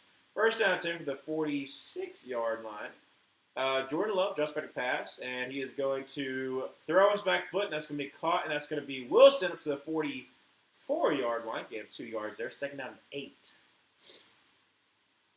Golly, my nose stopped. Ooh. 7:45 to go to the fourth quarter. Second down 8 from the 44-yard line. Bunch to the right. Jordan Love, shotgun formation, drops back to pass. And is going to throw it to the right side. And that's going to be incomplete. Try to get it to Malik Heath. Third down. 7:34 left to go to the fourth quarter. Packers again have 0 points. Let me repeat that. They have 0 points. They have not scored a single point since they made that score in the last little bit of the Packers-Panthers game. Before the Panthers made a long drive, game-winning drive, some would say, by Bryce Young. The Packers have done absolutely nothing. Third down and 8 from the 44-yard line. Shotgun formation. Draws back to pass. Jordan Love throws to the right side, and that's going to be caught, and that's going to be none other than Devontae Wicks. First down 10 for the Packers. Oops, my thing went dead. But now we're back. We're back. Guess who's back? Back again. The Packers offense. Back again. There wasn't a system of downs yet that changed because of this game. The team that got the ball in the first half realized that technically they never had given up possession if they didn't score. That's wild. Like, you can't have the ball. I didn't score yet. Gonna be a toss to Zach Williams. Stupid play call. Gets like 1 yard. Why are we doing stupid play calling? 7 minutes left to go in the fourth quarter. Second down and about 10.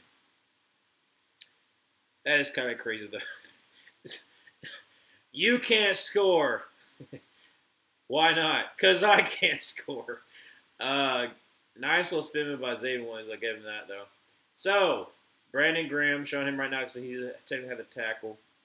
So, second down 10 from the 34-yard line. Shotgun formation. Going to send Heath in motion to the right. Drops back to pass. And off his back foot. Throws. Incomplete.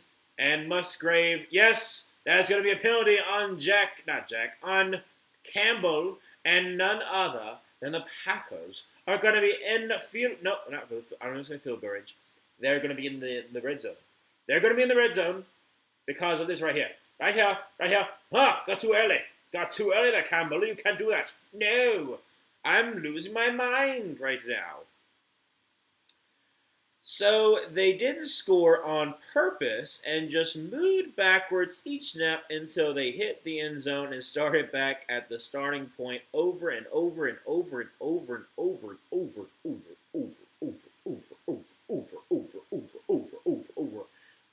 for a whole half. And in the second half, the other team did the same thing. That's petty right there. Screen pass to Josh Jacobs is barreling through the Eagles defense down to the 6-yard line. And that's going to be second down at about 3, maybe? I'm going to say second down 3. I'm going to say a 7-yard game. 6:11 left to go in the fourth quarter. And the Packers are taking them a lot of time, but they're getting into a rhythm. Second down and 3 from the 7-yard line. Josh Jacobs to his right, trips to the left. This is a 69-yard drive so far. Going to be a handoff Josh Jacobs, who's going to get it up to the first down and barrel through and in for a score. We have Packers offense and a touchdown for Josh Jacobs. 5:49 left to go in the fourth quarter. It will be an extra point. It will be a 3-point game, and thankfully, we will not have a shutout tonight. The Packers barreling through, and Josh Jacobs. Oh, it's close. It's close. Give it to him though. Give him the touchdown. A 75-yard drive for 11 plays, 75 yards, 4:46 to go out of there. 4:46 taken off of the game clock. Scoring drive.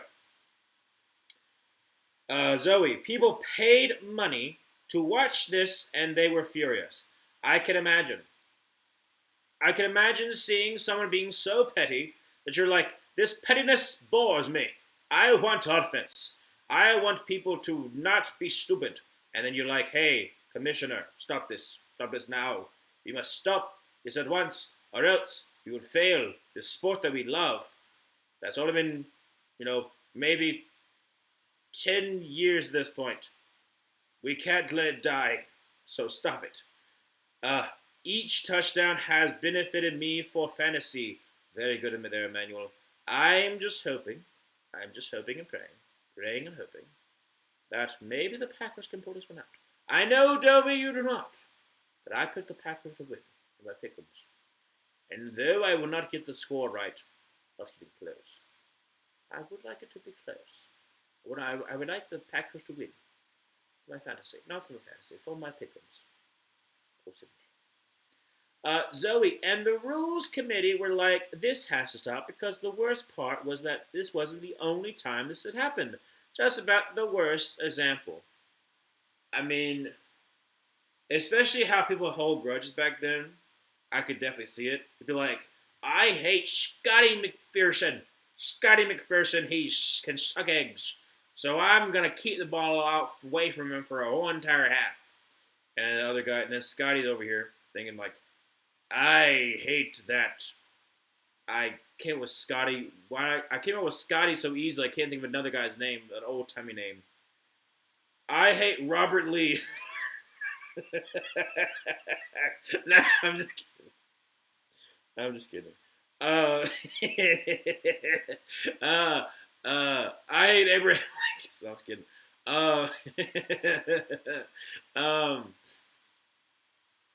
By George, I hate Andrew Garfield. I wish he would die.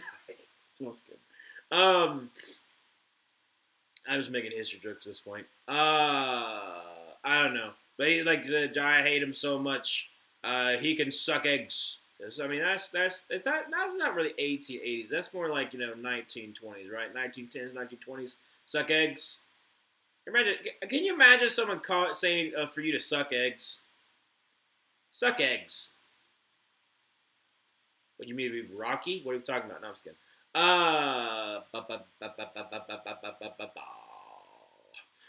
Also, although it's the second place team, first place 9-0, finally lost 118 to 115. It's pretty stinking close. Glad that the playoffs at least got somewhat interesting. Yes, it has. So kickoff's underway, and it will be returned to the 2-yard line. 15, 20, 25. Ooh, baby. He got absolutely crushed at the 20th-yard line. So, 5:45, I think, maybe, possibly, maybe. I don't know. I shouldn't do that. It's kind of annoying. I'm very sorry for that. My mind is kind of gone. So, whatever I say, I'm hoping and praying it makes sense. That's the hoping.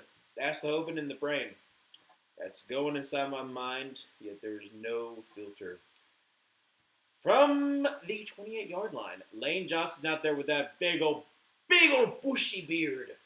So, first down 10, shotgun formation, and we got 6 offensive linemen. Going to be a handoff to Saquon, who's going to lose about 3 yards. That's going to be Evan Williams getting a little retribution for his being muss. He's like, no, I'm going to shoot through the gap and I'm going to get this Saquon Barkley down for a 2-yard loss.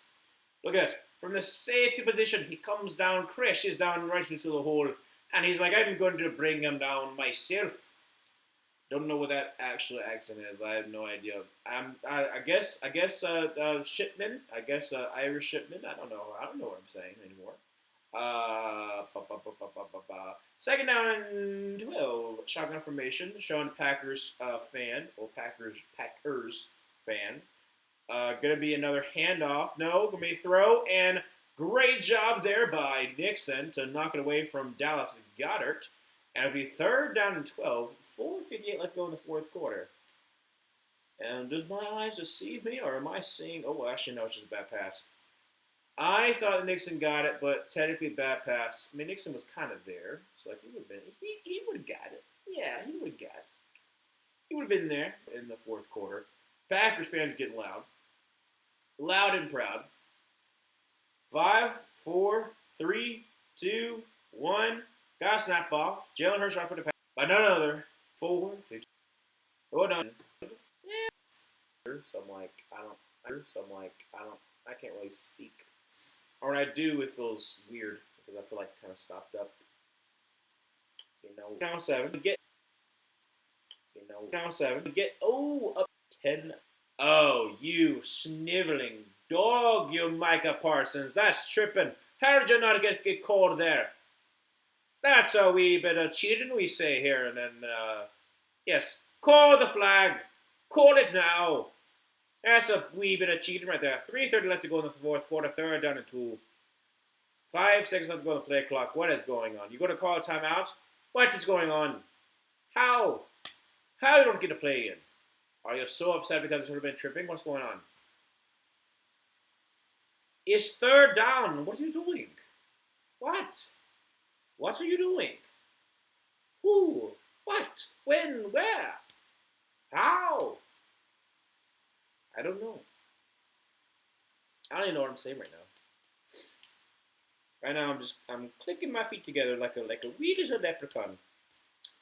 So 3:21, 3, 2, 1, go. Actually no, but 2 more seconds on. So it's 3, 2, 3. 3rd down and 2. There's a lot of 3s and 2s, 3s and 2s and 3s and 2s and 3s and 2s and 3s and 2s. And Micah Parsons is the one that they're focusing on. Boo, tush, push. No, you boo. You boo because you don't know what you're talking about. Tush push is an immaculate play that you can't stop. I can't stop. So under center, they're going to send the handoff. That's going to be to Saquon, who is in the fullback, and he's going to get the easy first down, gain about 5 yards there. First down 10. 3 of 13 left to go in the fourth quarter. So there we go. Saquon is approaching approaching 100 total yards. He got 95. 3 minutes left to go in the fourth quarter. Tennessee, I cannot tell you that if this game ends 10-7, I'll be shocked. Not only was the Broncos and the Raiders 10-7, but so was the Eagles and the Packers. Handle Saquon Barkley, who is going to sidestep and fall forward for about a 4-yard gain. 2nd down 6, 2:33, and the time was called by the Packers. So, we meet again. Packers, they need a stop. Can they get it? Don't know. But we're hoping and praying that we will find out soon enough. Well, they did not give him the benefit of the doubt. They said, no, we're not 2nd down 6, we're 2nd down 8. We want the Packers to get the ball back, please.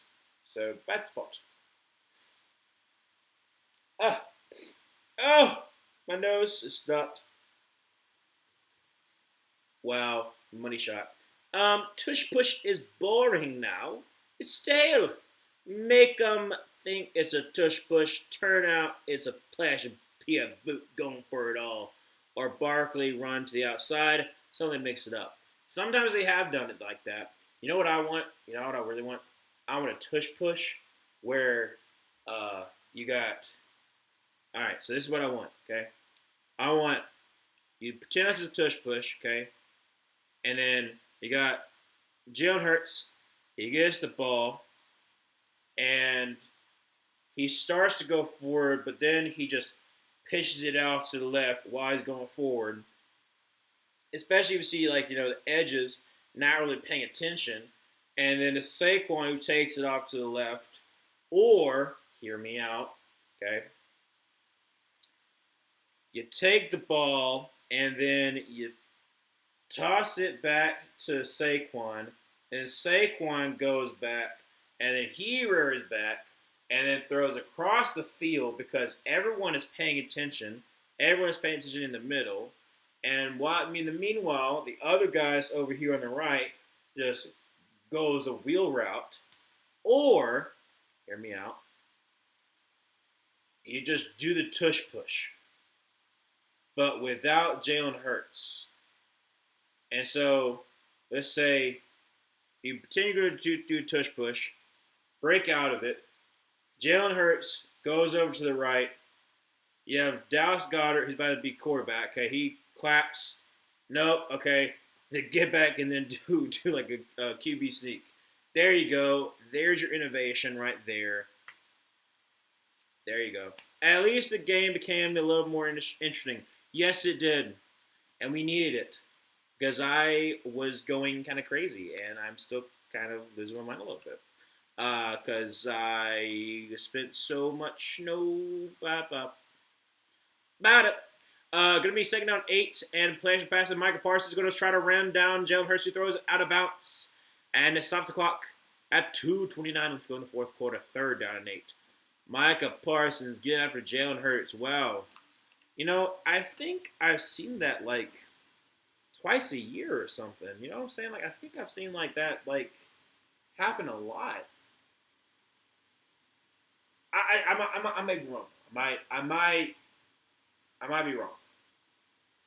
But like I think Micah Parsons had like a different outfit on. You know, I don't think he had that outfit on. But I've seen that before. I don't know. I can't pinpoint where.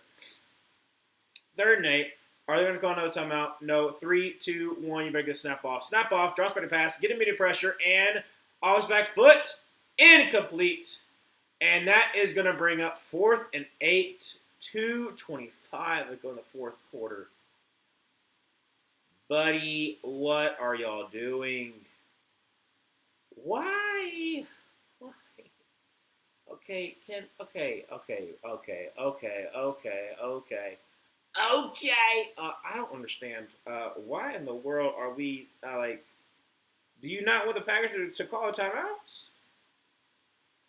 And now you're going to go for it on 4th and 8 because you decided you don't want to run the ball, but you've been running the ball previously. So I don't know, man. So now when the play clock is hit 0, so did we call timeout? We not call timeout? No, delay game. Eagles, what are you doing?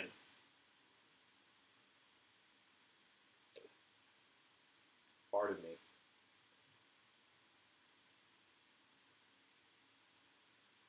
I do not understand.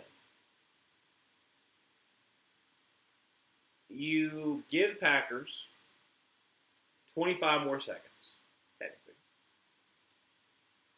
You give them 2 more timeouts, or at least 1 more timeout than they normally would get.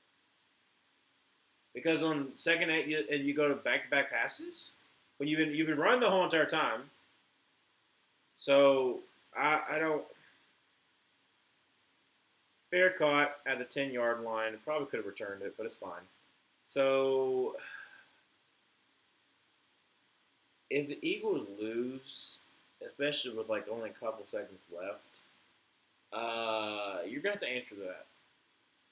You're already gonna have to answer that in general because it makes no sense at all. But like, how? It's basic clock management. It's just that's all it is. It's basic clock management. Like what are you even doing, man? What are you doing, man? 2:18 left to go in the whole entire game. It's 10-7. Okay, 10-7, 10-7, 10-7.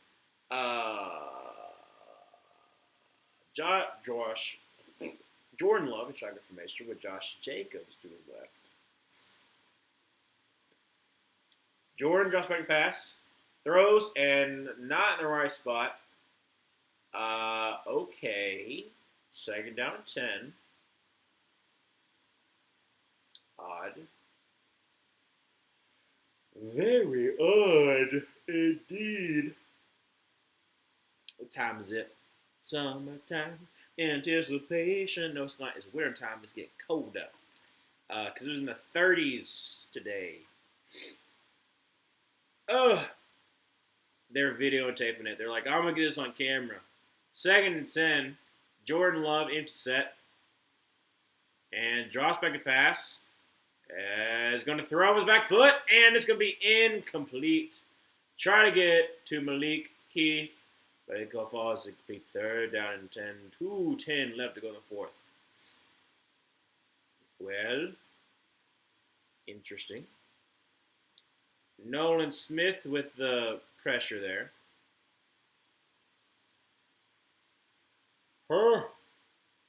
What? 10-yard line. Third down 10. 2:10. A lot of 10s. 10, 10, 10. Adventures of 10, 10. Shotgun formation. Running back to his left. Draws back to pass. And is going to throw it down the field. And that's going to be Christian Watson down to the 34-yard line. And that will be the 2-minute warning for the Packers. Get a little bit of breathing room. I see. Now, Packers, you have 2 timeouts. You have the 35, 34-yard line. What will you do? I don't know what they will do, but what I know what I'm going to do is as soon as this game is over, I am probably going to go bedtime because I am tired. I don't know if you can tell by the way that I'm acting, but I'm a little bit tired. I feel off for the whole entire day, so that's part of the reason why I'm tired. I'm tired. I'm not tired, but I'm kind of tired. That's also how my mind is on ginseng, I guess. Because, like I said, I'm trying to power through. And that's the reason why I don't take, monsters. Because if my was on a monster, my mind would be like, it would be like going like 10, it would go like so fast, like you wouldn't even be able to see me. I would be like, boom. You see how fast I was moving right there? I went like that. That would have been something like that. I probably shouldn't have a voltage. Now I'm thinking about it. Probably shouldn't. Like I said, I have enough energy as it is, but I was like, I gotta power through this. So I want to get some voltage, and probably shouldn't have gotten it because I am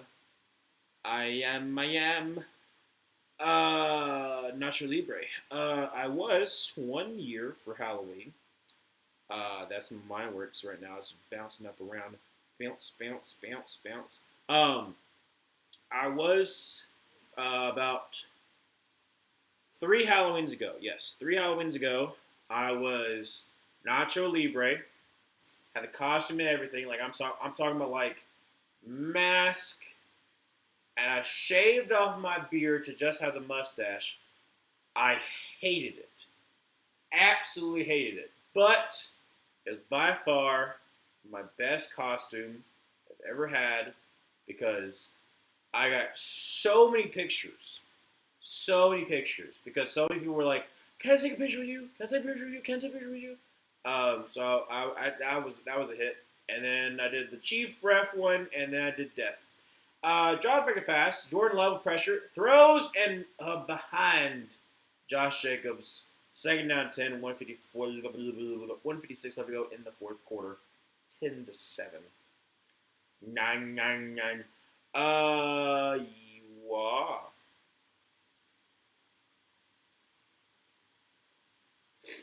That's my mind. Yeah. But, and I mean, like, I get where he's coming from. He's like, well, I'm trying to lead you away from Bond. But, like, you can't be doing that. Second down 10 from the 35-yard line. Draws back to pass and is going to throw deep. And it's going to be incomplete. Try to get to Wicks. Third down 10, 151 left to go in the fourth quarter. Wood. Excuse me. Is the loneliest number that you'll ever do. 2 can be as bad as 1, but the loneliest number is the number 1 on 3 down night.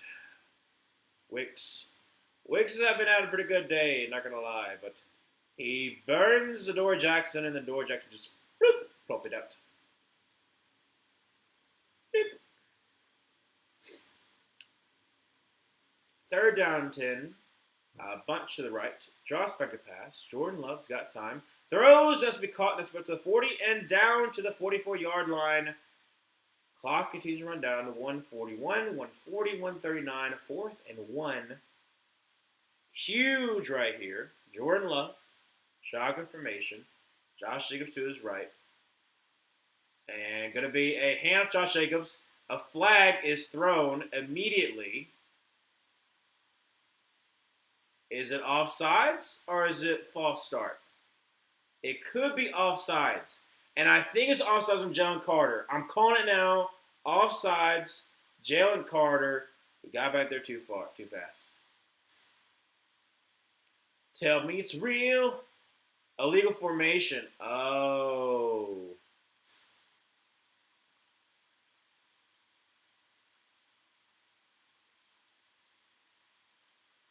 First down for the Eagles. So 2 timeouts remain for Green Bay. Not totally over. 126 of going. 126 of going the fourth quarter.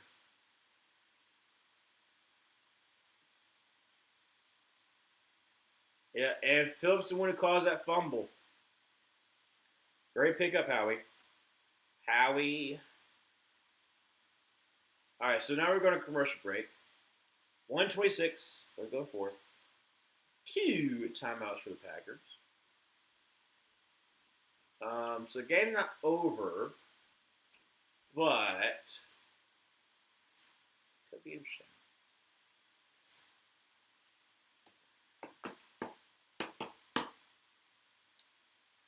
Oh my God! It's the Airbnb commercial where it's like you can do, I don't know what it is. Is it some kind of dance lessons? And it's like I've seen the commercial before, and it's like dance moves. I'm not gonna show it right now because, like I said, it'd be like whoa. Also, because I don't feel the best, so I'm probably not gonna show it. I'm not gonna show it off right now. Gotta wait. Gotta keep them guessing. One of my students thought I couldn't dance, and I can relatively. I'm not. I got rhythm. Let's just say I got rhythm.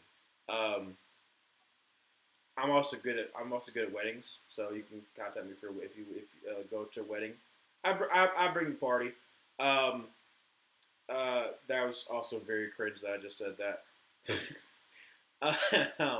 But I can dance, and so I was like, you assume that I can't dance. But yeah, what was I saying? I can't even remember. Why are you putting a flower on top of a salmon? What is this? What? Why are we putting a flower on top of salmon? I mean, maybe it's just decoration, but still, I don't want no flower. A flower. I don't want no dandelion on my salmon. I need to know now. Oh, look, there's the Monsters play of the game because you got wasn't it? Yeah, wasn't it that today was the Mike Wazowski, or was that a different Monday Night Football game? Oh no! Is this the Monsters Inc. game? Is this the Monsters Inc. game? This terrible game's been the Monster Inc. game? Please don't tell me this has been the Monster Inc. game. Put your tongue back in your mouth. Disgusting. No, Eagles Chargers. Okay. I was thinking of the children. I was like, no, children, please don't watch this game.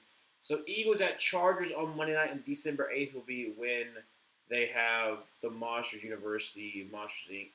I was like, I about was like feeling for the children. I was like, these children, all they would do is watch Monsters Inc. or Monsters University or Monsters at Work, and they have to be subjected to that. I was gonna cry, but no, it's just us. So, gain of about, I mean, I don't know how much it was, because like I said, for some reason they changed the angle there. But I'll say probably about 4, maybe. What? Second down 6? Maybe. Possibly? I don't know. Oh my God.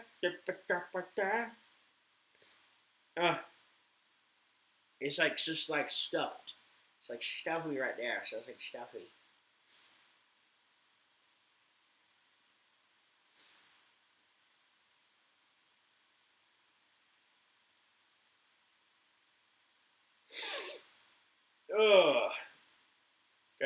So, second down 8. I was totally wrong. 122 left to go in the fourth quarter.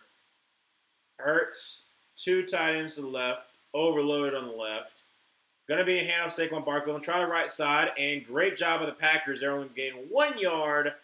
Third down 7. 117 left to go in the fourth quarter. And a timeout was called by the Packers. The last one. Ooh, excuse me. I got a song in my head now. Oh no! Oh, that's terrible. That's awful. I don't know why I got a song stuck in my head. In my head. I don't know if I want to have that song stuck in my head either. I don't want to be screaming.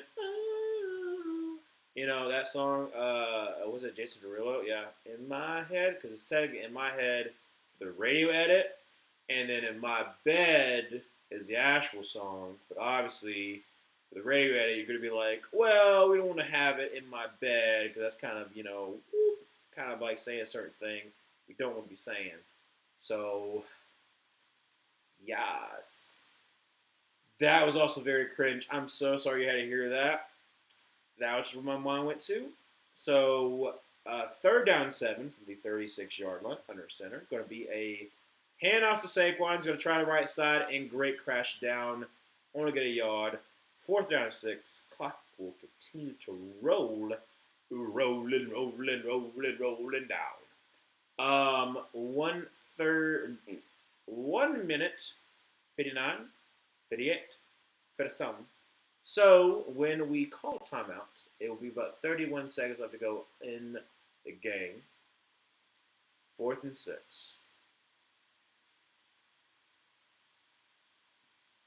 They don't have to call a play here, but they choose to do so.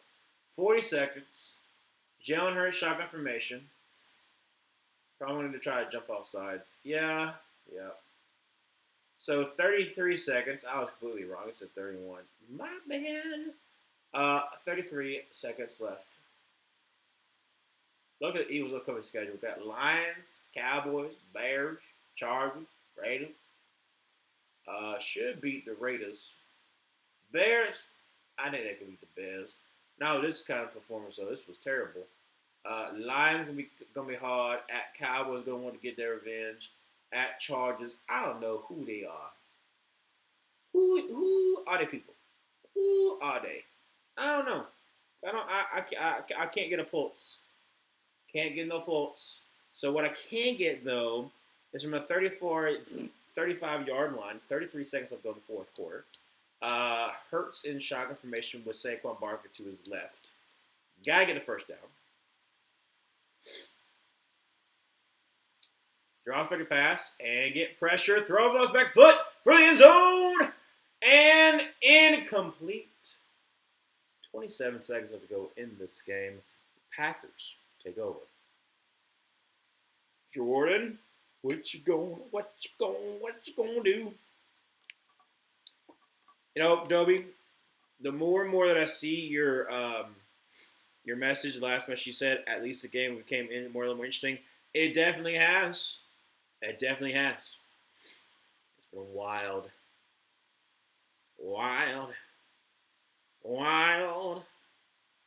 So McManus is trying to, tie up this game. But we want touchdown with 27 seconds left to go.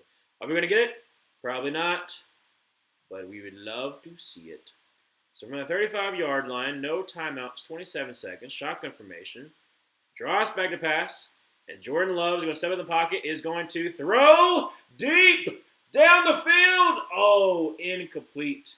Was in the vicinity of Watson, but great coverage by Makuba. That was almost amazing. That was almost stupendous. It was there. It was there. It was there. Look at it. See, look right here. And, Christian Watson. You could have been a king. You could have been a savior. But you dropped it. So, second down 10. Jordan Love, shotgun formation. Draws back to pass. And is going to throw across the middle. And it's going to be down about the 46-yard line.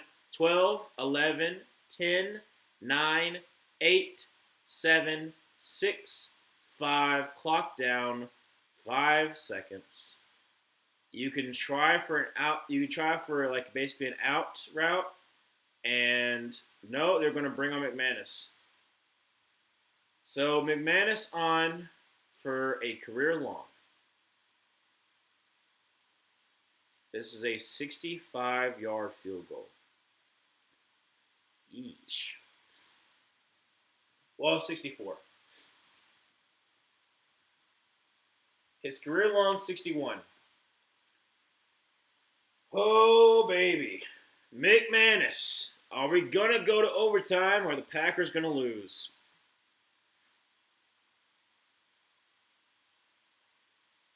McManus is trying to get a practice one in.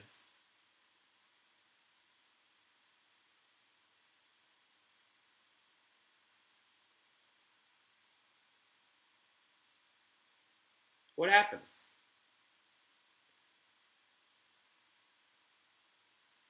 Okay, it's an Eagles calling to us, what I thought. All right, we're good.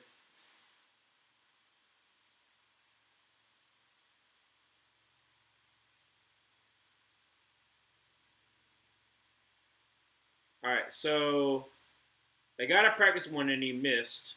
It didn't have the distance either. So they're kind of upset. So 5 seconds. Yeah, they're gonna try to get like out routed or something like that. Try to get a little bit closer of a field goal. So Jordan Love, I mean, just focus on the out route, man. Why are you playing so far off? It should be like an out route, yeah. Are not. What? Why would you not even try like do an out or something like that? They played so far off. Wait. They played so far off. Why don't you at least try to get an out? Or I don't know. Anyways, so again, a 64-yard field goal. It was short beforehand. Kick is up. Kick is blocked. No, actually, probably shanked. And the Eagles win 10-7. Packers fall to 5-3-1. And the Bears are tied for the division lead with the Lions. You did, in fact, call it, Manuel. The fact this game also was 10-7 is crazy. Well,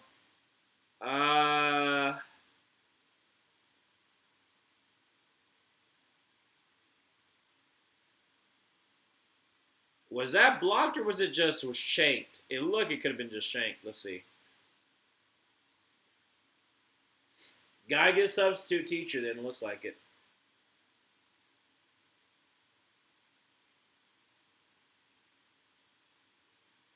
Okay, well, I don't know what to say, honestly. This game was odd. It was the number 13. It was primed to be a primetime game, but it was odd to say the least. I honestly have nothing to. I don't know what to say. I don't know what to say besides Packers. Don't know what you're doing. What you gonna do? I don't know. Oh well, it's too late here. I'm already barely holding on. Same. Bad game. Yay fantasy. Hope to see y'all again. So. soon, and hope y'all have a good week. Good night. Good night, Emmanuel. I'm about to also go to bed because I'm tired. I'm going to sleep in because I'm off tomorrow because it's Veterans Day. Yippee. Yay. Ma, ma, ma, ma. Ma, ma, ma, ma. Um, Next Thursday is Patriots versus the Jets. Can the Jets go on a 3-game win streak? I don't think so, but we will be here to watch it. But I will see y'all in the next one. And yeah.